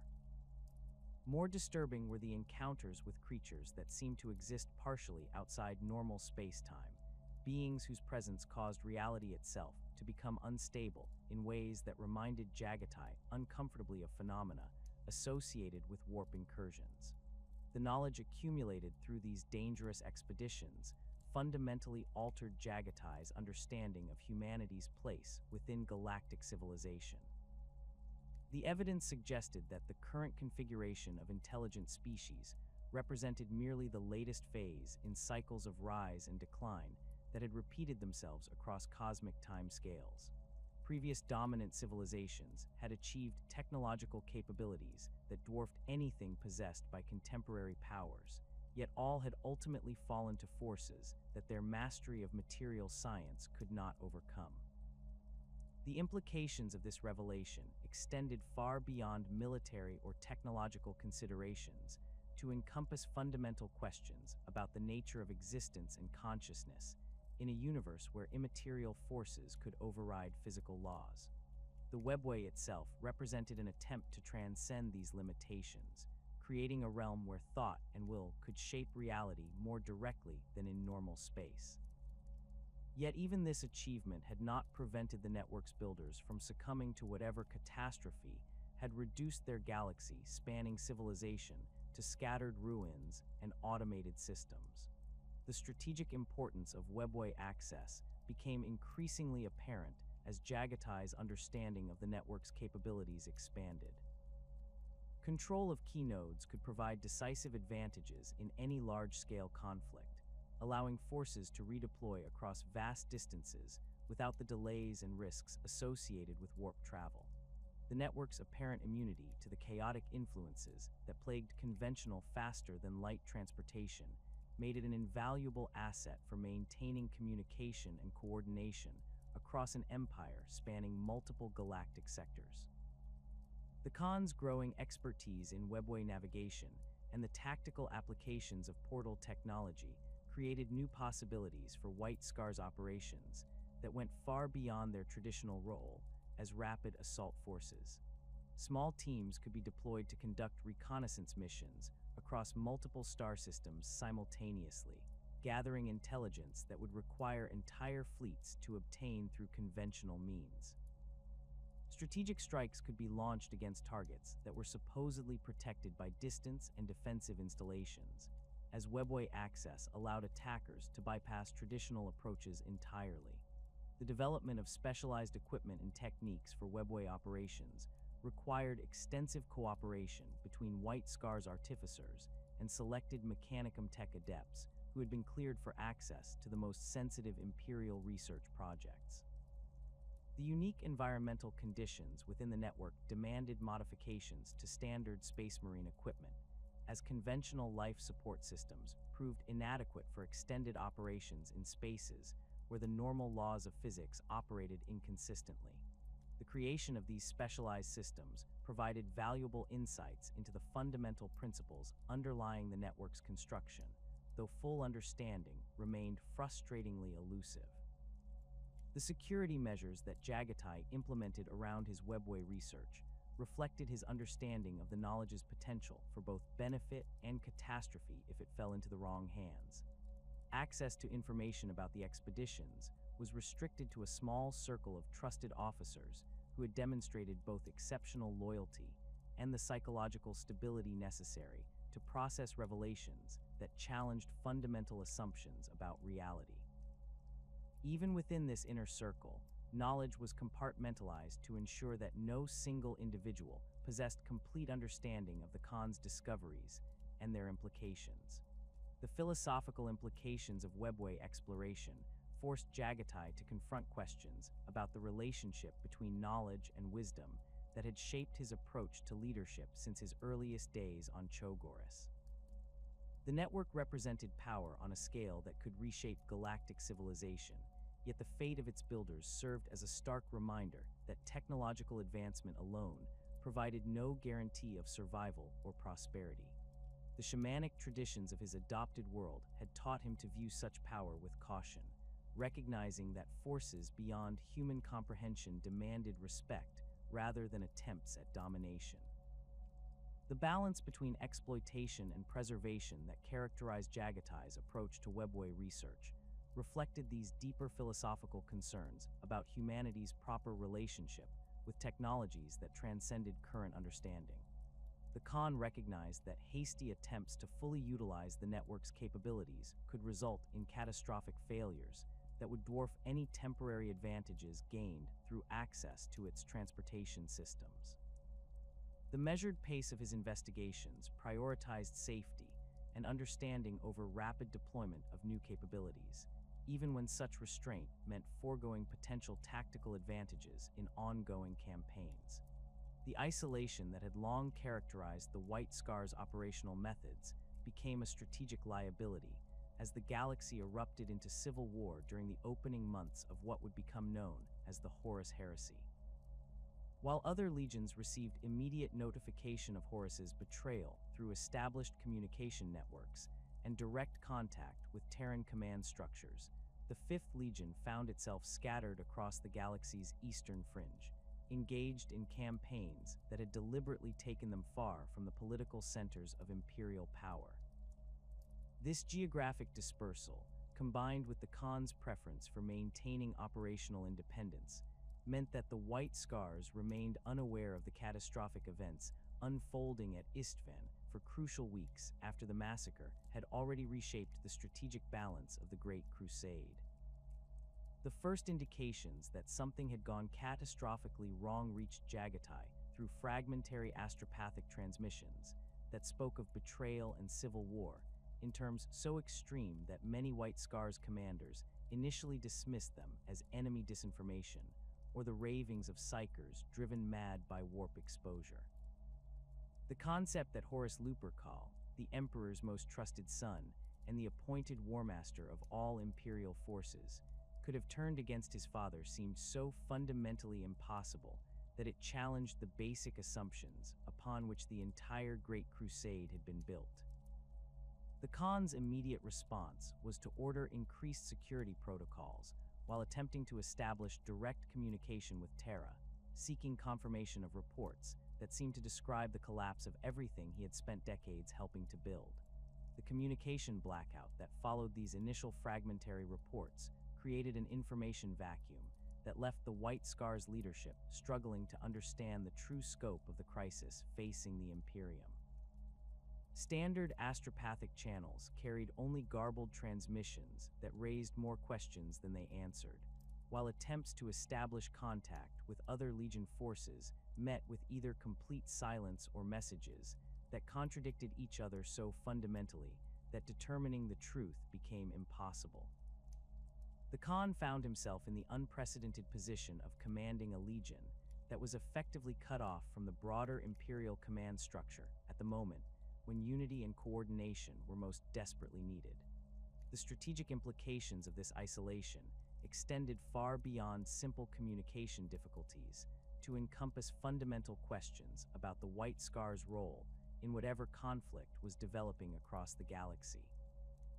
Without clear intelligence about which forces remained loyal to the Emperor and which had joined Horus's rebellion, any major redeployment of Legion assets risked walking into traps or inadvertently supporting the wrong side in a civil war whose battle lines remained unclear.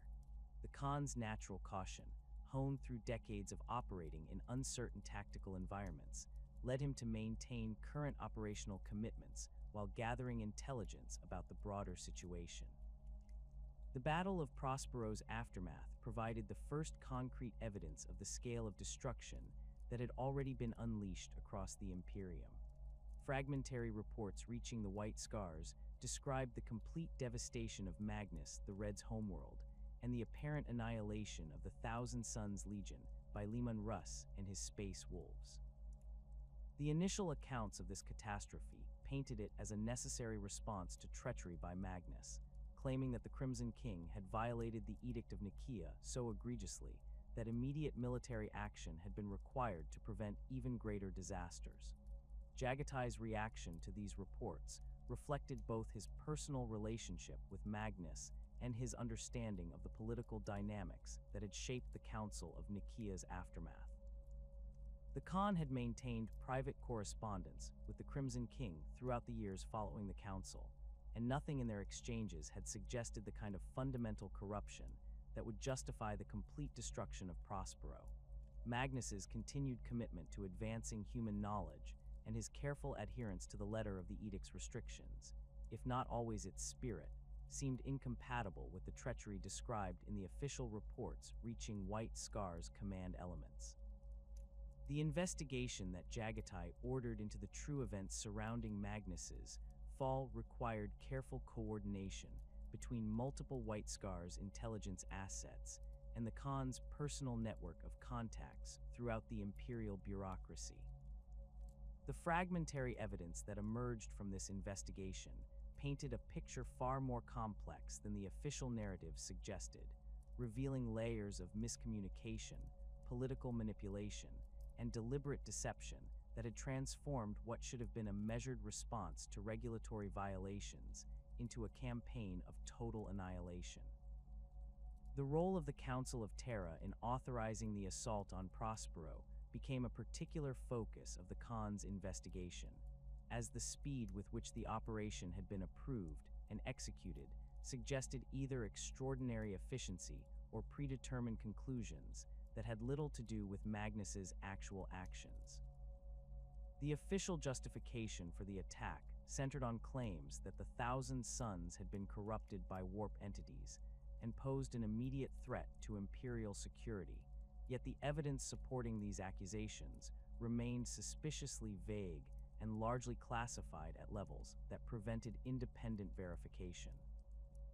The discovery that Horus himself had played a crucial role in directing the Space Wolves toward Prospero fundamentally altered Jaghatai's understanding of the events leading up to the current crisis.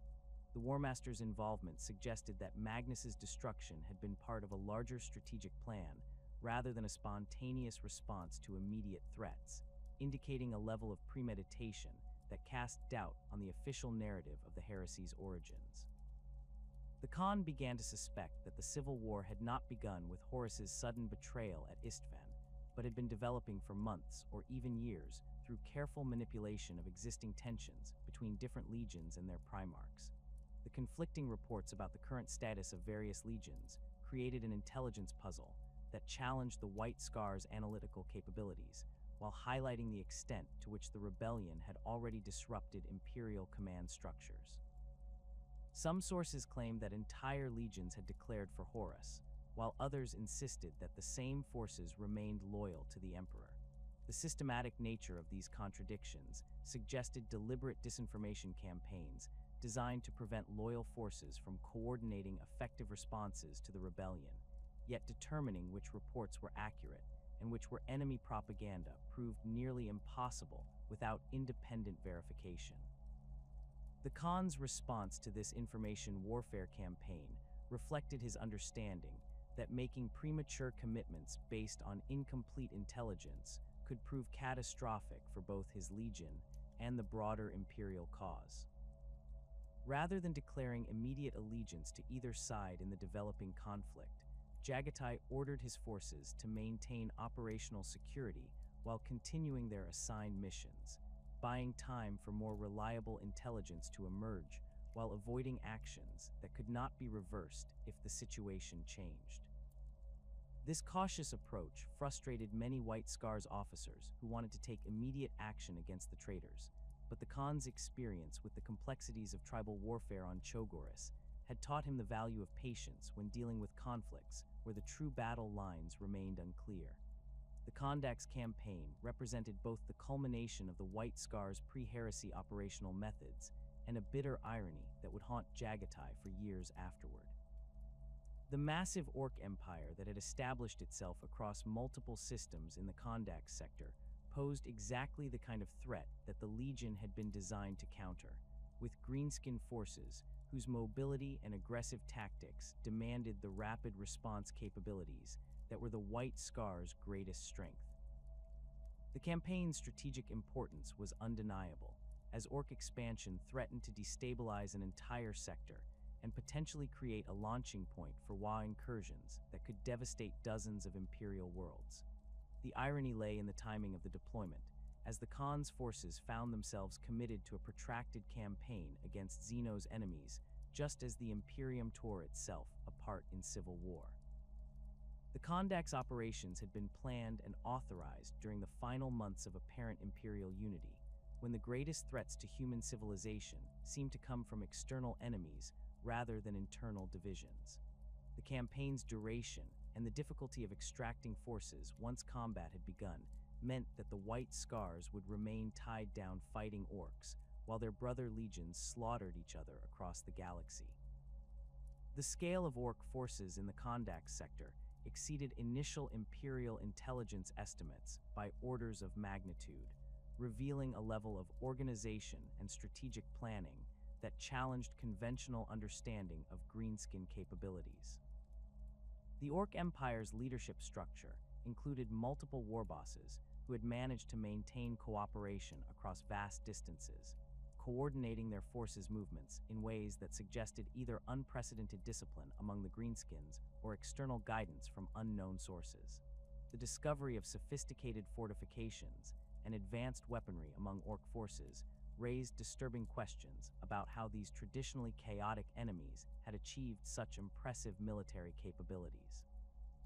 The White Scar's initial operations in the Kandak sector followed established patterns for anti-Orc campaigns, with jet bike squadrons conducting reconnaissance missions, while land speeder formations prepared strike packages against identified command centers and supply concentrations.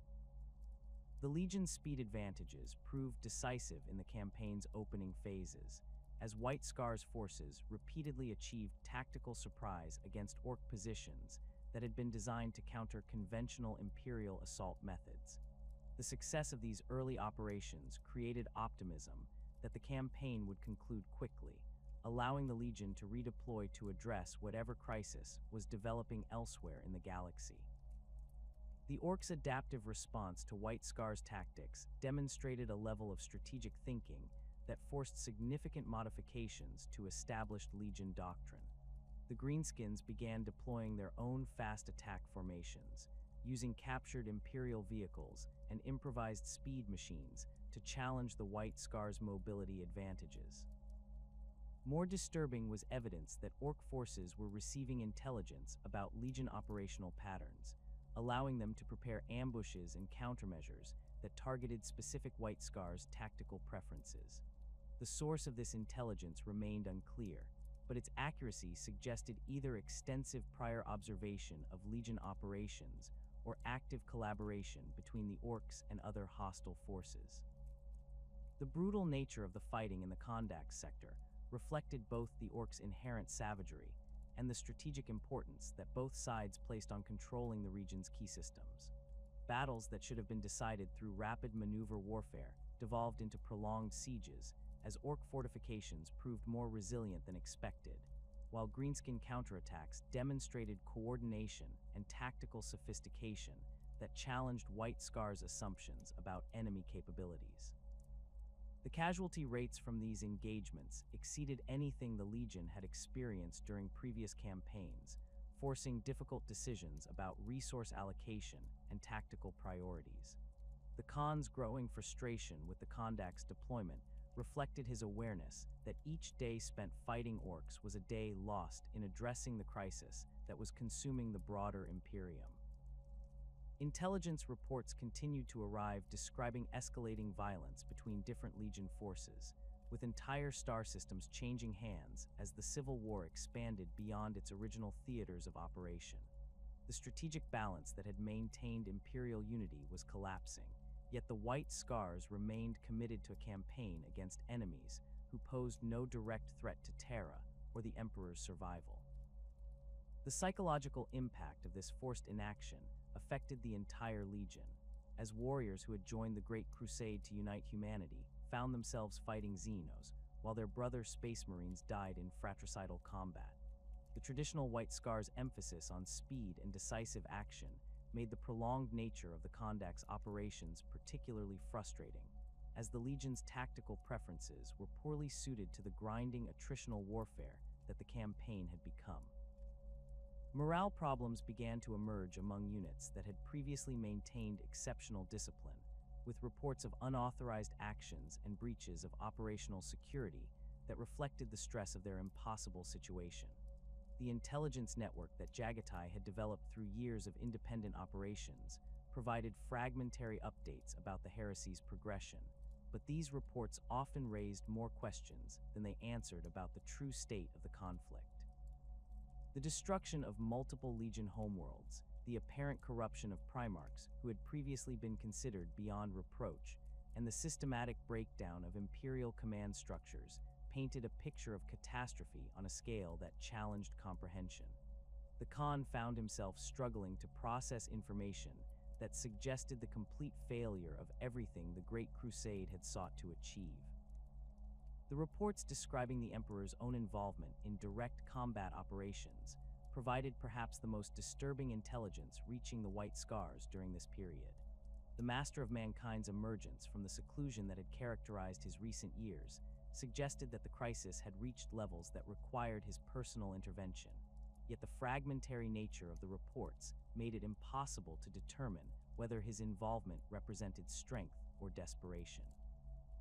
The possibility that even the Emperor might be struggling to contain the rebellion's expansion created profound uncertainty about the ultimate outcome of the Civil War and the survival of the Imperium itself. The difficult choice between loyalty to Horus as War Master and loyalty to the Emperor became increasingly complex as more information reached the Khan about the rebellion's true nature and scope. The initial reports had suggested a clear division between loyal and traitor forces, but the reality proved far more complicated, with different factions claiming legitimacy while accusing their opponents of betraying fundamental imperial principles. The Khan's investigation into these competing claims revealed that both sides had committed actions that seemed to violate the oaths and traditions that had previously guided Space Marine conduct. The evidence of chaos corruption among some of the rebel forces provided the clearest indication of which side represented the greater threat to human civilization. Yet even this intelligence came filtered through sources whose reliability remained questionable. The descriptions of demon manifestations and reality warping phenomena associated with certain traitor legions seemed almost too extreme to be credible, yet they aligned with theoretical knowledge about warp entities that the Khan had acquired through his studies of Xeno's technology and ancient Terran archives. The possibility that the rebellion had been influenced or directed by forces from beyond the material realm added another layer of complexity to an already impossible situation. The revelation of Horus's treachery struck Jaghatai Khan like a thunderbolt across the steppes of his homeworld, shattering the careful equilibrium he had maintained between loyalty to the War Master and devotion to the Emperor. The fragmentary intelligence reports that had trickled through compromised astropathic channels finally coalesced into an undeniable truth. The Imperium's greatest champion had turned against everything he had once sworn to protect. The confirmation came through multiple independent sources that the Khan had cultivated throughout his years of operating on the galaxy's periphery, each corroborating the same horrific narrative of betrayal at Istvan V and the systematic corruption of legions that had once stood as humanity's greatest defenders. The decision to commit fully to the loyalist cause required Jaghatai to abandon the careful neutrality he had maintained while gathering intelligence about the Civil War's true nature. The Khan's analysis of the available evidence left no room for doubt about which side represented the greater threat to human civilization. The reports of demon manifestations among traitor forces, the systematic destruction of imperial worlds that refused to submit to Horus's authority, and the corruption of space marines into something fundamentally inhuman all pointed toward influences that transcended mere political rebellion. The Emperor's vision of human unity and progress, however flawed in its implementation, remained preferable to the chaos and destruction that seemed to follow in the War Master's wake. The personal cost of this commitment weighed heavily on the Khan's mind as he prepared to extract his forces from the Kondax campaign. Years of correspondence with Magnus, the Red had created bonds of intellectual friendship that transcended the political divisions among the Primarchs. Yet the Crimson King's apparent allegiance to Horus meant that these relationships would likely end in violence. The philosophical discussions about the nature of knowledge and power that had enriched both Primarchs' understanding of their roles within the Great Crusade now seemed like preparations for an inevitable confrontation where one brother would be forced to destroy another. The strategic situation in the Kondax sector had deteriorated significantly during the months that the White Scars had been committed to anti-Orc operations, with Greenskin forces adapting their tactics to counter Legion mobility advantages while receiving mysterious support that enhanced their technological capabilities far beyond normal parameters. The Orc Empire's leadership structure had evolved into something approaching genuine military organization, with different warbosses coordinating their forces' movements in ways that suggested external guidance from sources whose identity remained frustratingly unclear. The campaign that should have concluded within weeks had transformed into a grinding war of attrition that consumed resources desperately needed for the broader conflict consuming the Imperium. The Khan's orders for immediate withdrawal from Kondax operations met with fierce resistance from several senior White Scars commanders, who argued that abandoning the campaign would leave entire sectors vulnerable to Orc expansion. Captain Chinza, one of the Legion's most respected tactical theorists, presented detailed analyses showing how premature withdrawal could create strategic vulnerabilities that would require years to address once the Civil War concluded.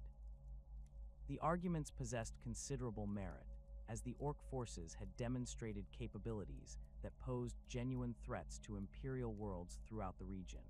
Yet Jaghatai recognized that such considerations had become secondary to the existential crisis facing human civilization.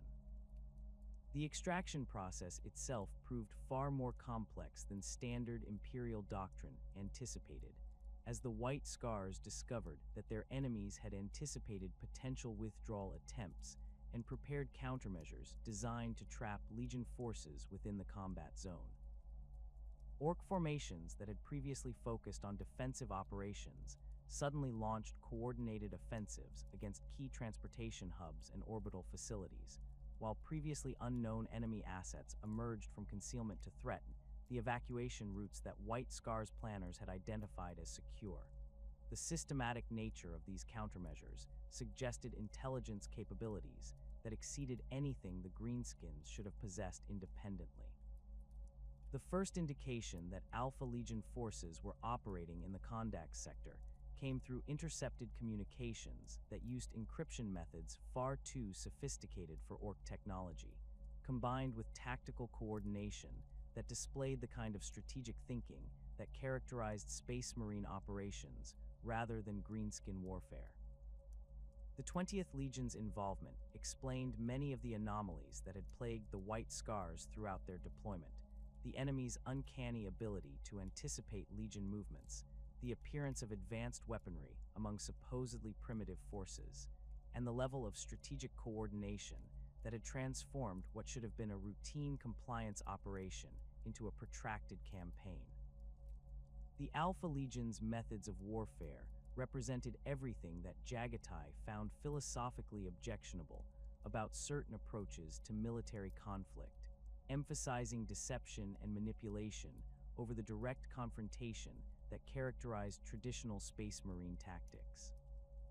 Their willingness to work with Xeno's forces violated fundamental principles that had guided Imperial expansion since the Great Crusade's inception, while their systematic use of misinformation and psychological warfare created environments where determining truth from falsehood became nearly impossible.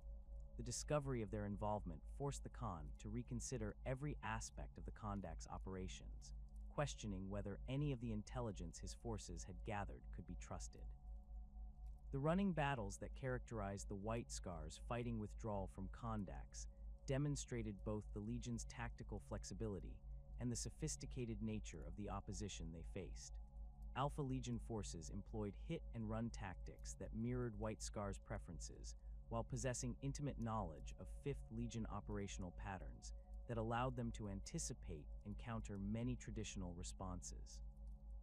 The resulting engagements required constant adaptation of established procedures, as techniques that had proven successful in previous campaigns became predictable and therefore vulnerable to enemy countermeasures. The psychological warfare component of the Alpha Legion's operations proved particularly insidious, as their agents had infiltrated Orc forces at multiple levels, while simultaneously spreading disinformation designed to undermine White Scars' morale and unit cohesion. Intercepted communications contained carefully crafted messages that played on existing tensions within the Legion, exploiting the cultural differences between Terran and Chogorian elements while amplifying doubts about the Khan's leadership decisions. The sophistication of these psychological operations suggested extensive prior study of White Scars' organizational dynamics and individual personality profiles among key officers. The void warfare aspects of the extraction proved equally challenging, as Alpha Legion naval assets had positioned themselves to interdict the most direct routes toward Terra while maintaining sufficient concealment to avoid decisive engagement with White Scars' fleet elements. The 20th Legion's ships employed stealth technologies and unconventional tactics that made tracking their movements extremely difficult, forcing White Scars' navigators to plot circuitous courses that added weeks to journey times while consuming fuel reserves that had been calculated for more direct approaches. The cumulative effect of these delays threatened to prevent the Legion from reaching Terra before the decisive phases of the Civil War concluded. The internal strife that erupted within the White Scars during the withdrawal period reflected deeper tensions about the Legion's proper role in the developing conflict and the wisdom of abandoning ongoing operations to pursue uncertain objectives across the galaxy. Torgan Khan, one of the most senior Chogorian officers and a veteran of the original tribal unification campaigns, emerged as the focal point for opposition to Jaghatai's decision to support the emperor against Horus. His arguments drew on traditional Chogorian concepts of loyalty and obligation, suggesting that the War Master's authority as appointed commander of all imperial forces created binding commitments that transcended personal preferences or political considerations. Torgun's faction within the Legion represented approximately one-third of the White Scar's senior leadership, including several company commanders whose tactical expertise and personal courage had been proven through decades of successful operations. Their opposition to the Khan's decision was not based on sympathy for Horus's rebellion, but on genuine conviction that supporting the emperor against his appointed representative violated fundamental principles of military hierarchy and personal honor. The philosophical sophistication of their arguments forced Jaghatai to engage in extensive debates about the nature of loyalty and the proper response to situations where different obligations came into conflict. The resolution of this internal crisis required all of the Khan's diplomatic skills and his deep understanding of Chogorian cultural dynamics, as simple assertions of authority would have been insufficient to convince warriors whose objections were based on principled conviction rather than mere insubordination. Jaghatai's approach involved systematic examination of the evidence regarding Horus's corruption and the influence of chaos entities on the rebellion's leadership, presenting intelligence that demonstrated how the War Master's transformation had fundamentally altered the nature of his authority. The revelation that demons had manifested on worlds controlled by traitor forces provided the clearest indication that the rebellion represented something far more dangerous than a conventional political dispute. The Khan's presentation of evidence regarding Magnus, the Red's fate, proved particularly effective in convincing skeptical officers that the rebellion's true nature transcended normal military or political considerations. The systematic destruction of Prospero and the apparent annihilation of the Thousand Sons demonstrated the kind of total warfare that characterized conflicts involving chaos corruption, where compromise and negotiation became impossible due to the fundamental incompatibility between human civilization and the forces seeking to destroy it. The personal relationships that many White Scar's officers had maintained with their counterparts in other legions made the evidence of fratricidal violence particularly compelling. The gradual conversion of Torgun's faction to support for the loyalist cause reflected both the persuasive power of the evidence and the cultural mechanisms that Chogorian society had developed for resolving disputes between competing obligations. The shamanic traditions that continued to influence White Scar's thinking included concepts of spiritual corruption that provided frameworks for understanding how external influences could fundamentally alter an individual's nature, making previous commitments void if the person to whom loyalty was owed had been transformed into something else entirely. The application of these traditional concepts to the question of Horus's rebellion allowed skeptical officers to maintain their honor while acknowledging the necessity of opposing their former commander. The journey toward Terra required navigation through multiple war zones where the distinction between loyal and traitor forces remained unclear, forcing White Scar's fleet elements to approach each system with extreme caution while maintaining readiness for immediate combat if threatened. The breakdown of Imperial communication networks meant that standard identification protocols could not be trusted, as both sides in the conflict possessed the technical capabilities necessary to forge authentication codes and impersonate legitimate Imperial units. The resulting uncertainty created situations where potential allies might be mistaken for enemies, while actual hostile forces could achieve surprise by appearing to be friendly units requesting assistance. The series of engagements that marked the White Scar's progress toward the Sol system demonstrated the Legion's ability to adapt their tactical doctrines to the unique challenges posed by Civil War operations. Traditional approaches to void combat and planetary assault had been developed for use against Xeno's enemies or non-compliant human civilizations, but fighting against other Space Marine forces required different techniques that accounted for opponents who possessed equivalent training, equipment, and tactical knowledge. The resulting battles often hinged on factors such as crew experience, ship maintenance standards, and the psychological effects of fighting former allies rather than the technological advantages that typically determined outcomes in conventional warfare. The White Scar's reputation for speed and mobility proved to be both an advantage and a liability during these operations, as their approach patterns were well known to other Imperial forces, but could also be exploited by enemies who understood Legion tactical preferences. The Khan's response involved systematic modification of established procedures, introducing variations and innovations that maintained operational effectiveness while reducing predictability. These adaptations required extensive retraining of personnel who had spent years perfecting specific techniques, creating additional stress on units already struggling with the psychological challenges of civil war. The intelligence gathered during the journey toward Terra painted an increasingly dire picture of the Imperium's strategic situation, with reports indicating that traitor forces had achieved significant territorial gains, while loyal legions struggled to coordinate effective responses to the rebellion's expansion.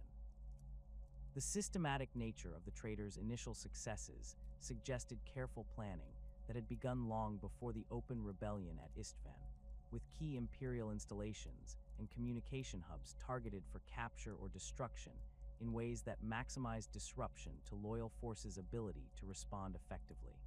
The scope of this preparation indicated that the rebellion represented far more than a spontaneous uprising triggered by immediate grievances. The evidence of chaos corruption among traitor forces became increasingly undeniable as the White Scars encountered refugees and survivors from worlds that had fallen under rebel control. The testimonies of these witnesses described phenomena that defied rational explanation: space marines whose physical forms had been twisted into inhuman configurations, reality warping effects that transformed familiar environments into nightmare landscapes, and the manifestation of entities whose very presence caused madness among normal humans. The consistency of these accounts across multiple independent sources provided compelling evidence that the rebellion had been influenced or directed by forces from beyond the material realm. The psychological impact of this revelation affected the entire Legion, as warriors who had joined the Great Crusade to advance human civilization found themselves confronting enemies who sought to destroy the very concept of rational existence. The traditional White Scar's emphasis on speed and decisive action took on new urgency when applied to conflicts where delay could allow chaos corruption to spread and strengthen. The Khan's emphasis on maintaining cultural traditions and spiritual practices gained additional significance as methods for preserving human identity against influences that sought to transform humanity into something fundamentally alien. The final approach to the Sol system required navigation through defensive networks that had been designed to protect Terra from external invasion, but now served as obstacles preventing loyal forces from reaching the Emperor's side. The systematic fortification of the system's outer reaches reflected preparations for siege warfare on a scale that dwarfed anything previously attempted in human history, with defensive installations capable of destroying entire fleets positioned to cover all major approach routes. The White Scar's arrival at the edge of this defensive network marked the end of their long journey from the galaxy's periphery and the beginning of their participation in the climactic battles that would determine the Imperium's fate. The White Scar's arrival in the Sol system coincided with the final preparations for what would become the most devastating siege in human history. The Khan's fleet emerged from the warp at the system's edge to find Terra's orbital defenses bristling with weapons platforms and void shields that transformed the cradle of humanity into an impregnable fortress. The sight of Luna's surface, scarred by massive construction projects, and the asteroid belt converted into a network of defensive stations, demonstrated the scale of preparation that had consumed the Imperium's heartland during the months of civil war. Jaghatai's forces had traveled across half the galaxy to reach this moment, leaving behind the endless campaigns against orcs and Alpha Legion infiltrators to join the desperate defense of humanity's birthworld. The integration of White Scar's forces into Terra's defensive network required rapid adaptation to siege warfare conditions that differed fundamentally from the mobile campaigns that had defined the Legion's operational doctrine. The massive defensive installations surrounding the Imperial Palace demanded static defensive positions and coordinated artillery barrages rather than the lightning strikes and rapid redeployment that characterized traditional White Scar's tactics. Rogaldorn's systematic approach to fortification had created defensive lines that stretched across entire continents, with each sector requiring thousands of defenders to maintain adequate coverage against the overwhelming numbers of traitor forces preparing to assault the world. The Khan's initial meetings with his loyalist brothers revealed the desperate nature of Terra's strategic situation. Sanguinius commanded the aerial defenses with his Blood Angels, their mastery of three-dimensional combat proving essential for countering the traitor fleet's attempts to establish orbital superiority. Rogaldorn's Imperial Fists had transformed the palace into a fortress that could theoretically withstand years of siege, yet the systematic nature of traitor preparations suggested that conventional defensive strategies might prove inadequate against enemies who possessed intimate knowledge of Imperial military doctrine and the resources of half the galaxy's Space Marine legions.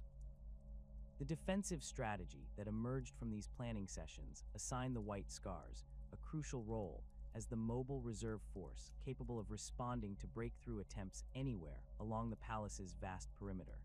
The Legion's jetbikes and land speeders would provide rapid reinforcement to threatened sectors, while their traditional hit-and-run tactics could disrupt traitor assault formations before they achieved decisive penetration of the defensive lines. This assignment played to the White Scar's strengths while addressing the fundamental challenge of defending fixed positions against enemies who possessed superior numbers and firepower. The modification of White Scar's equipment for siege warfare operations required extensive cooperation with Imperial Fist artificers and Mechanicum tech adepts who understood the specific requirements of defensive combat. Standard jetbike configurations needed additional armor plating to survive the concentrated firepower that characterized siege operations, while communication systems required hardening against the electromagnetic interference generated by massive artillery bombardments. The Legion's land speeders received upgraded weapon systems designed for anti-infantry work rather than the anti-vehicle configurations that had proven effective during mobile campaigns against conventional enemies. The first major test of these adaptations came during the preliminary bombardments that preceded the main traitor assault, as Horus's forces subjected Terra's defenses to systematic destruction attempts using orbital platforms and long-range artillery that exceeded anything previously deployed in human warfare. The intensity of these bombardments created conditions where traditional communication methods became unreliable, forcing White Scar's commanders to develop new protocols for maintaining unit coordination under extreme electromagnetic interference. The Legion's Storm Seers proved invaluable during these operations, their abilities allowing them to maintain contact between scattered units when conventional methods failed completely. The traitor forces' approach to siege warfare demonstrated sophisticated understanding of Imperial defensive doctrine, combined with innovations that reflected their access to forbidden technologies and demonic assistance. The systematic targeting of communication nodes and command centers suggested intelligence capabilities that allowed enemy commanders to identify critical vulnerabilities within Terra's defensive network. More disturbing were reports of reality warping, effects accompanying certain bombardments, indicating that chaos corruption had progressed to the point where traitor forces could deploy weapons that violated fundamental physical laws. The Battle of the Lion's Gate spaceport represented the first major engagement where White Scar's forces encountered the full extent of traitor capabilities and the personal corruption that had transformed former allies into something fundamentally inhuman. The spaceport's strategic importance as Terra's primary orbital interface made it a crucial objective for both sides, as control of the facility would determine whether Loyalist forces could receive reinforcements from off-world or whether traitor fleets could establish secure landing zones for their ground forces. The massive scale of the installation, covering several square kilometers of fortified terrain, required defensive strategies that combined static positions with mobile counterattack capabilities. Mortarian's personal leadership of the assault on Lion's Gate demonstrated how completely the Deathlord had embraced the corruption he had once claimed to oppose. The Primarch, who had built his reputation on resistance to supernatural influences, now wielded powers that defied rational explanation, his very presence causing reality to warp in ways that transformed the battlefield into a nightmare landscape of toxic fog and diseased terrain. The Death Guard forces under his command had undergone similar transformations, their once pristine armor now bearing the marks of plague and decay, while their tactical discipline remained intact despite their physical corruption. The Khan's decision to engage Mortarion in personal combat reflected both strategic necessity and philosophical conviction about the nature of the conflict consuming the Imperium. The Death Lord's presence on the battlefield provided a focal point for traitor morale, while his supernatural abilities allowed him to coordinate attacks that conventional commanders could not have managed. The elimination of such a crucial enemy leader could potentially disrupt the entire assault, yet Jaghatai recognized that the confrontation would also serve as a symbolic representation of the broader struggle between human civilization and the forces seeking to destroy it.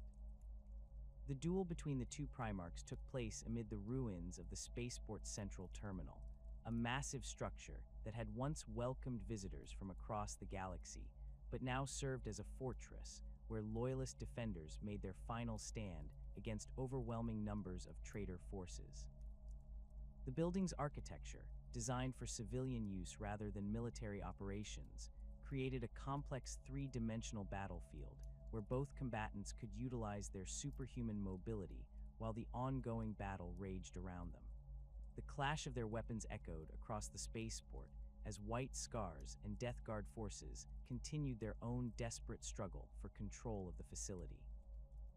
Mortarion's transformation had enhanced his already formidable combat capabilities with supernatural powers that allowed him to manipulate the battlefield environment in ways that challenged traditional concepts of single combat.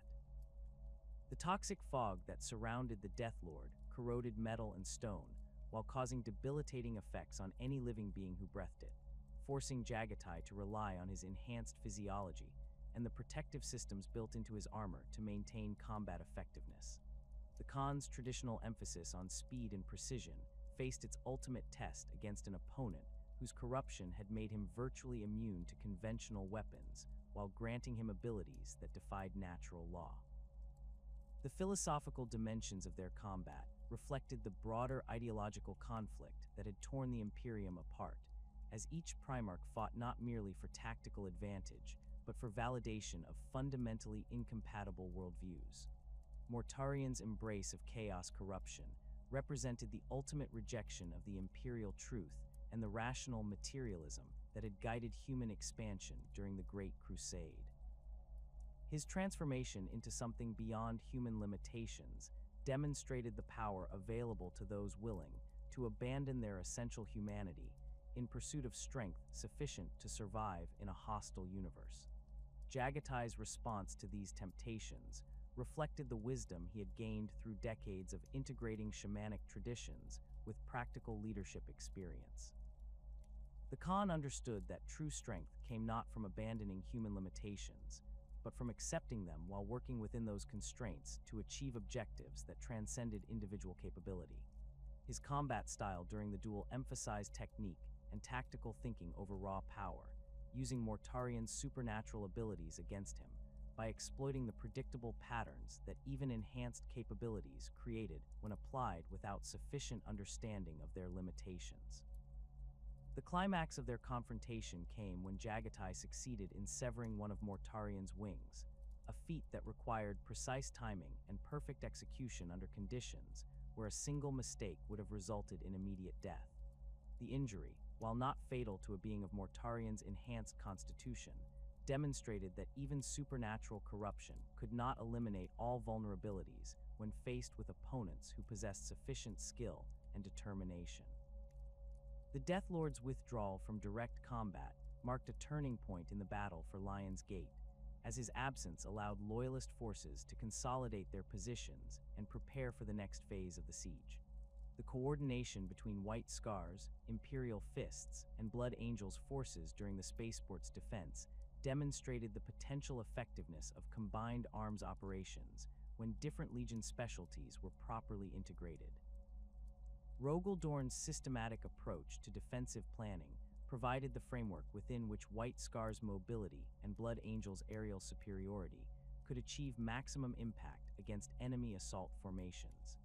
The success of these coordinated operations required unprecedented levels of inter-legion cooperation, as traditional rivalries and doctrinal differences had to be set aside in favor of tactical necessities.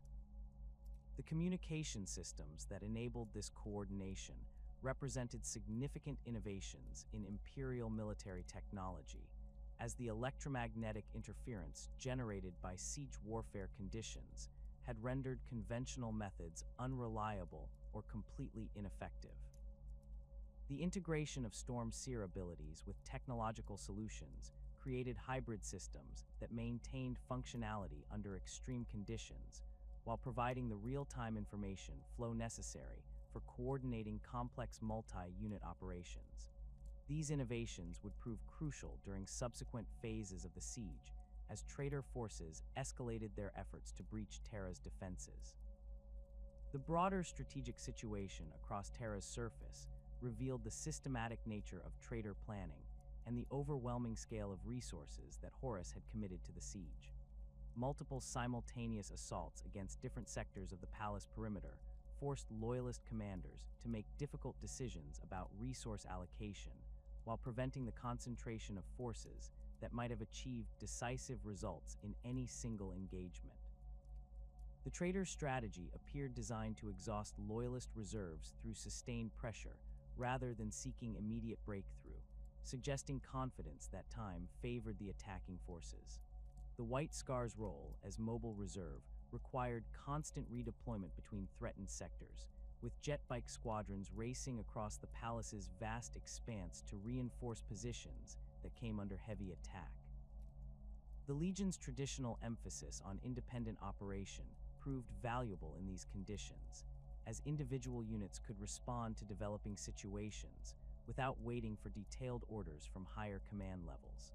The flexibility of White Scar's tactical doctrine allowed them to adapt quickly to the specific requirements of each engagement while maintaining the aggressive spirit that had characterized their operations throughout the Great Crusade. The psychological impact of fighting former allies affected all Loyalist forces, but the White Scars faced particular challenges due to their previous relationships with several traitor legions. The discovery of Alpha Legion infiltrators among refugee populations forced the implementation of security measures that conflicted with traditional White Scars' openness to civilian populations. The systematic nature of enemy intelligence operations meant that any information could potentially be compromised, creating an atmosphere of suspicion that undermined the trust relationships essential for effective military operations. The evidence of demonic manifestation among traitor forces created additional challenges that required fundamental modifications to established tactical doctrine.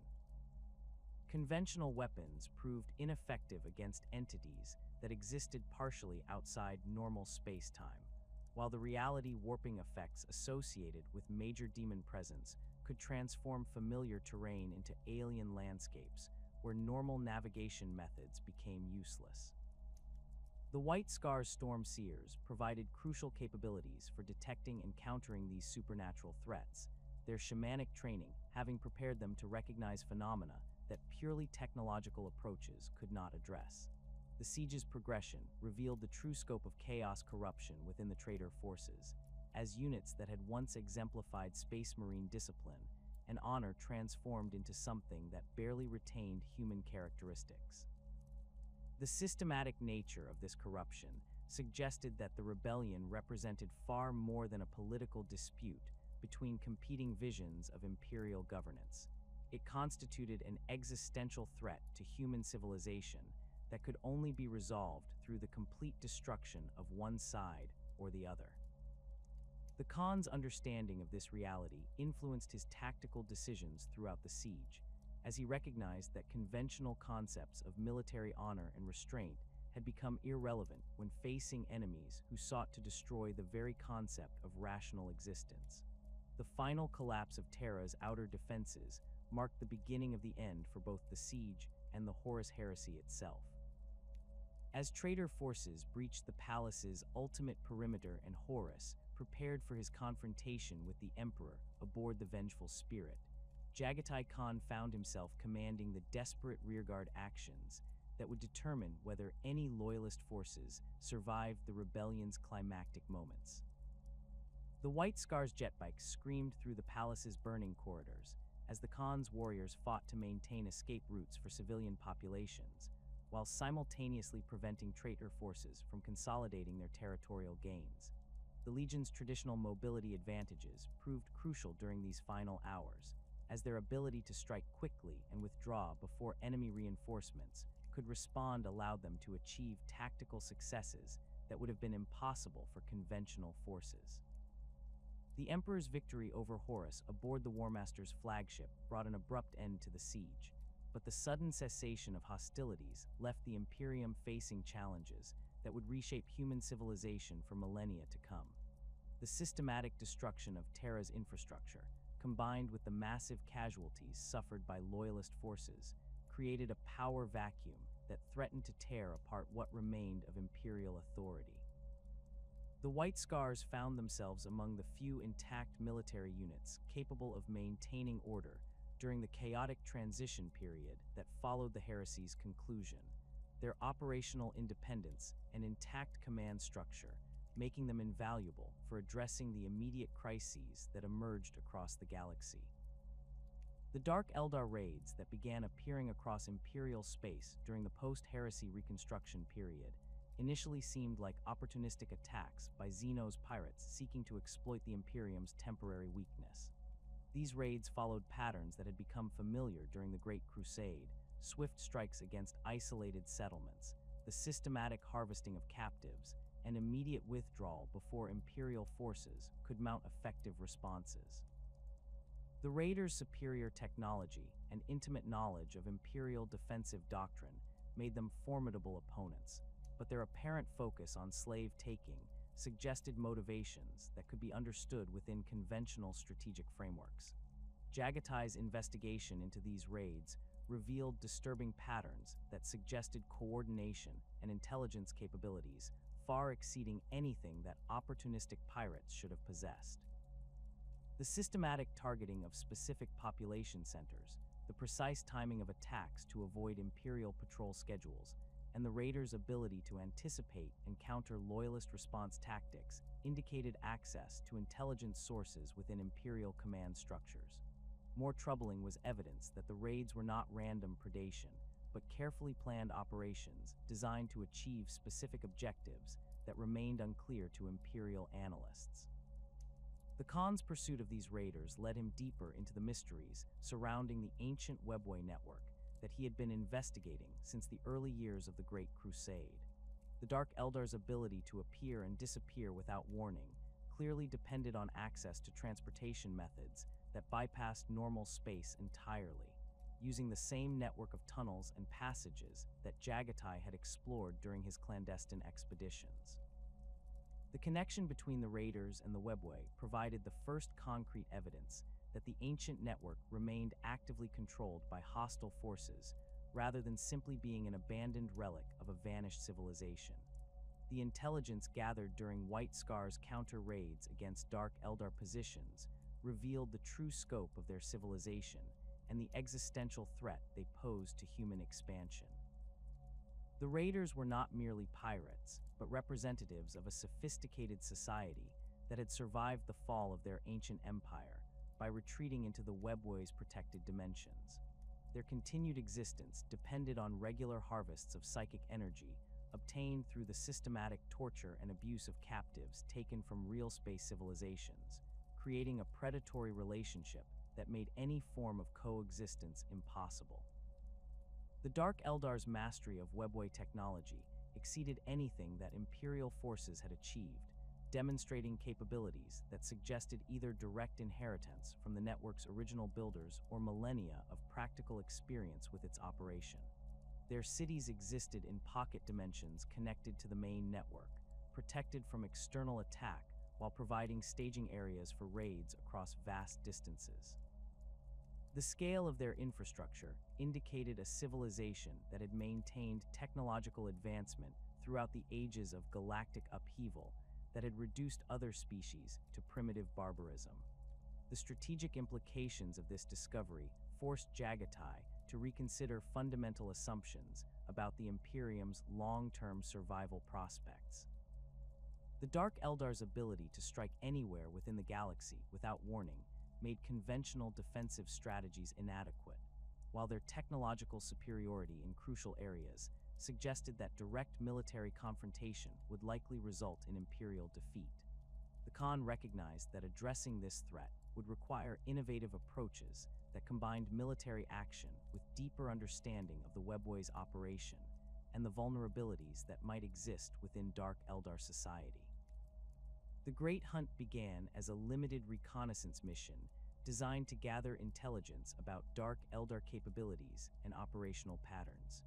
Jaghatai personally led a small force of his most trusted warriors through captured Webway portals, using modified equipment designed to function in the network's unique environment. The initial objectives were modest: locate Dark Eldar staging areas, assess their defensive capabilities, and identify potential weaknesses that could be exploited in future operations. The Khan's experience with Webway navigation, gained through years of clandestine exploration, provided the expertise necessary to attempt such a dangerous mission. The environment within the Dark Eldar sections of the Webway defied easy description, combining architectural elements that seemed to shift between different aesthetic philosophies without apparent logic or consistency. The raiders had modified the ancient passages to serve their own purposes, creating chambers designed for the systematic torture of captives and the harvesting of psychic energy through methods that challenged human comprehension. The very air within these spaces seemed tainted with malevolence, carrying psychic resonances that affected even the enhanced minds of space marines in ways that conventional training had not prepared them to handle. The Dark Eldar forces that the White Scars encountered during their initial penetration of the network demonstrated tactical sophistication that exceeded Imperial intelligence estimates. The raiders had prepared extensive defensive positions within the Webway passages, using their superior knowledge of the network's geometry to create killing zones where Imperial forces could be trapped and destroyed without the possibility of retreat. Their weapons technology proved devastatingly effective against Space Marine armor, while their mobility advantages allowed them to concentrate overwhelming firepower at critical points before withdrawing to prepared positions.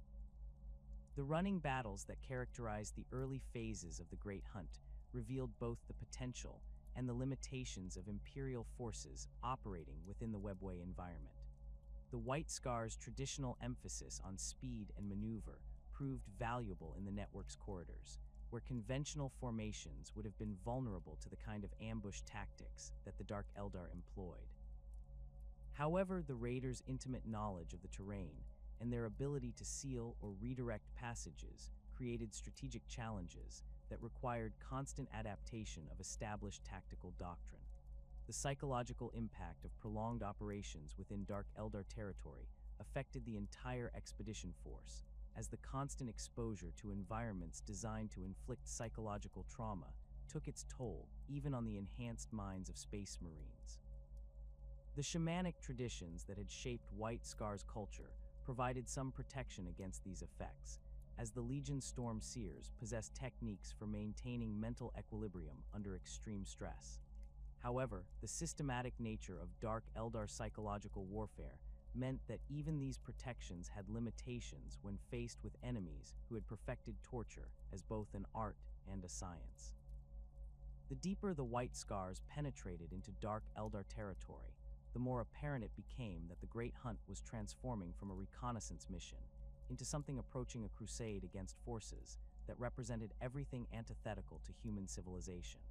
The evidence of systematic atrocities committed against imperial citizens, combined with the raiders' obvious delight in inflicting suffering, created a moral imperative that transcended purely strategic considerations.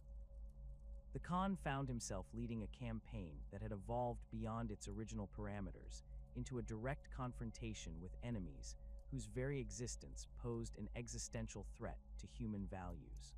The discovery of massive slave populations within Dark Eldar cities provided both opportunity and moral obligation that further complicated the mission's objectives. The captives included imperial citizens taken during recent raids, as well as populations that had been held for generations, their descendants born into slavery and torture without any knowledge of the outside galaxy. The liberation of these populations became a secondary objective that required significant modifications to operational planning, as the logistics of evacuating thousands of civilians through hostile territory exceeded the capabilities that the expedition had been designed to handle. The White Scar's attempts to establish secure evacuation routes through the Webway network brought them into direct conflict with the major Dark Eldar factions that controlled different sections of the ancient passages. These engagements revealed the political complexity of Dark Eldar society, as different groups competed for control of territory and resources, while maintaining the cooperative relationships necessary for conducting raids into real space. The Khan's forces found themselves fighting enemies who possessed not only superior technology, but also the strategic advantages that came from operating within their own territory. The climactic phase of the Great Hunt occurred when Jaghatai's forces succeeded in penetrating the heart of one of the major Dark Eldar cities, a vast complex that existed in a pocket dimension connected to the main Webway network through a series of heavily fortified gateways. The city's architecture reflected the twisted aesthetic preferences of its inhabitants, with buildings designed to channel screams and suffering in ways that created symphonies of agony for the entertainment of the ruling classes. The systematic nature of the cities designed for the infliction of pain demonstrated how completely the Dark Eldar had embraced cruelty as a fundamental aspect of their civilization. The battle for the city's central districts required the White Scars to adapt their tactics to urban warfare conditions, unlike anything they had previously encountered. The Dark Eldar defenders possessed intimate knowledge of every passage and chamber, using hidden routes and concealed positions to launch attacks that seemed to come from impossible directions. The city's architecture itself became a weapon, as the raiders activated systems that transformed familiar environments into death traps, designed to channel attackers into killing zones, where concentrated firepower could achieve maximum effect. The Khan's personal confrontation with the Dark Eldar leadership provided insight into the fundamental corruption that had transformed the once proud Eldar civilization into something that existed solely to inflict suffering on others. The beings he faced retained the physical beauty and supernatural grace of their ancestors, but their minds had been twisted by millennia of indulgence in the darkest aspects of sentient nature. Their conversation revealed a worldview that viewed torture and cruelty not as necessary evils, but as the highest forms of artistic expression, demonstrating how completely they had abandoned any connection to the values that had once made their civilization great. The mysterious disappearance of Jaghatai Khan occurred during the final phases of the battle for the Dark Eldar city, as the Primarch led the assault on the central spire that served as both fortress and temple for the raiders' ruling council. The White Scar's forces that accompanied him reported that the Khan had been pursuing fleeing Dark Eldar leaders through a series of interconnected chambers when he suddenly vanished without trace or explanation. The search efforts that followed found no evidence of the Primarch's fate, no body, no signs of struggle, and no indication of where he might have gone or what might have happened to him. The various theories that emerged to explain the Khan's disappearance reflected both the mysterious nature of the Webway environment and the profound impact that his loss had on the White Scar's legion. Some believed that he had been killed by dark Eldar weapons designed to completely destroy their targets, leaving no physical remains that could be recovered by his followers. Others suggested that he had become lost within the Webway's infinite passages, condemned to wander the ancient network until he could find a route back to real space. The most optimistic theories proposed that he had discovered something of crucial importance that required his continued presence within the network, pursuing objectives that transcended immediate tactical considerations. The White Scar's withdrawal from the Webway following their Primarch's disappearance marked the end of the Great Hunt as an active military operation, but the beginning of a quest that would define the Legion's identity for millennia to come. The surviving White Scars refused to accept that their father was truly gone, maintaining the belief that he would eventually return to lead them once again. This conviction became central to the chapter's culture and operational doctrine, influencing everything from recruitment practices to strategic planning as they prepared for the day when the Khan would emerge from whatever realm had claimed him. The continued adherence to Jaghatai's teachings within the White Scars chapter reflected the profound impact that the Primarch's philosophy and leadership methods had on his sons. The emphasis on speed, flexibility, and independent thinking that had characterized the Legion during the Great Crusade became institutionalized within chapter doctrine, creating a military culture that valued innovation and adaptability over rigid adherence to standardized procedures. The integration of Chogorian traditions with imperial military doctrine continued to distinguish the White Scars from other Space Marine chapters, maintaining the unique identity that their Primarch had forged during the early years of the Great Crusade. The ongoing search for the Khan became a defining element of White Scars operations throughout the millennia following the heresy, with chapter resources regularly devoted to investigating reports of Primarch sightings or evidence of his continued existence. These searches took White Scars forces to the galaxy's most dangerous regions, from the Eye of Terror's chaotic storms to the mysterious depths of unexplored space where ancient secrets lay hidden. The chapter's willingness to pursue even the most tenuous lights demonstrated their absolute conviction that their father lived and would eventually return to them. The enduring influence of Chogorian culture on the chapter manifested in numerous ways that distinguished the White Scars from their fellow Space Marines. The shamanic traditions that had shaped the Legion's early development continued to influence chapter practices, with Storm Seers maintaining their role as spiritual guides and weather readers despite the formal restrictions imposed by imperial doctrine. The emphasis on personal honor and tribal loyalty that had characterized Chogorian society provided frameworks for understanding duty and obligation that complemented rather than conflicted with imperial military discipline. The White Scars' role in the modern Imperium as swift executioners of the emperors will reflected both their tactical capabilities and their philosophical approach to warfare. The chapter's preference for rapid deployment and decisive action made them ideal for responding to threats that required immediate attention, while their operational independence allowed them to function effectively in situations where conventional command structures had broken down. Their reputation for appearing without warning to strike at the Imperium's enemies earned them respect throughout imperial military circles, even as their methods sometimes conflicted with more conservative approaches to Space Marine deployment. The legacy of Jaghatai Khan extended far beyond the immediate impact of his military innovations or political decisions to encompass fundamental questions about the nature of leadership and the proper relationship between individual freedom and collective responsibility. His synthesis of Chogorian traditions with imperial doctrine created a model for cultural integration that influenced imperial policy toward newly conquered worlds throughout the millennia following the heresy.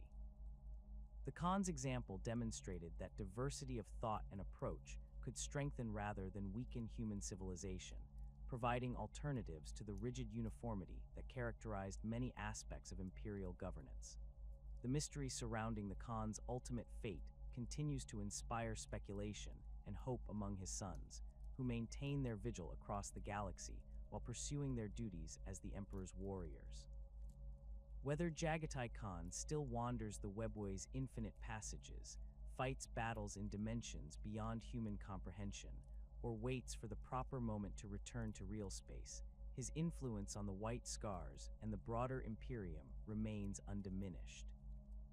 The Warhawk of Chogoris achieved a form of immortality not through the preservation of his physical form, but through the enduring power of the ideals and traditions he established, ensuring that his legacy would continue to shape human civilization long after his mysterious disappearance into the darkness between the stars.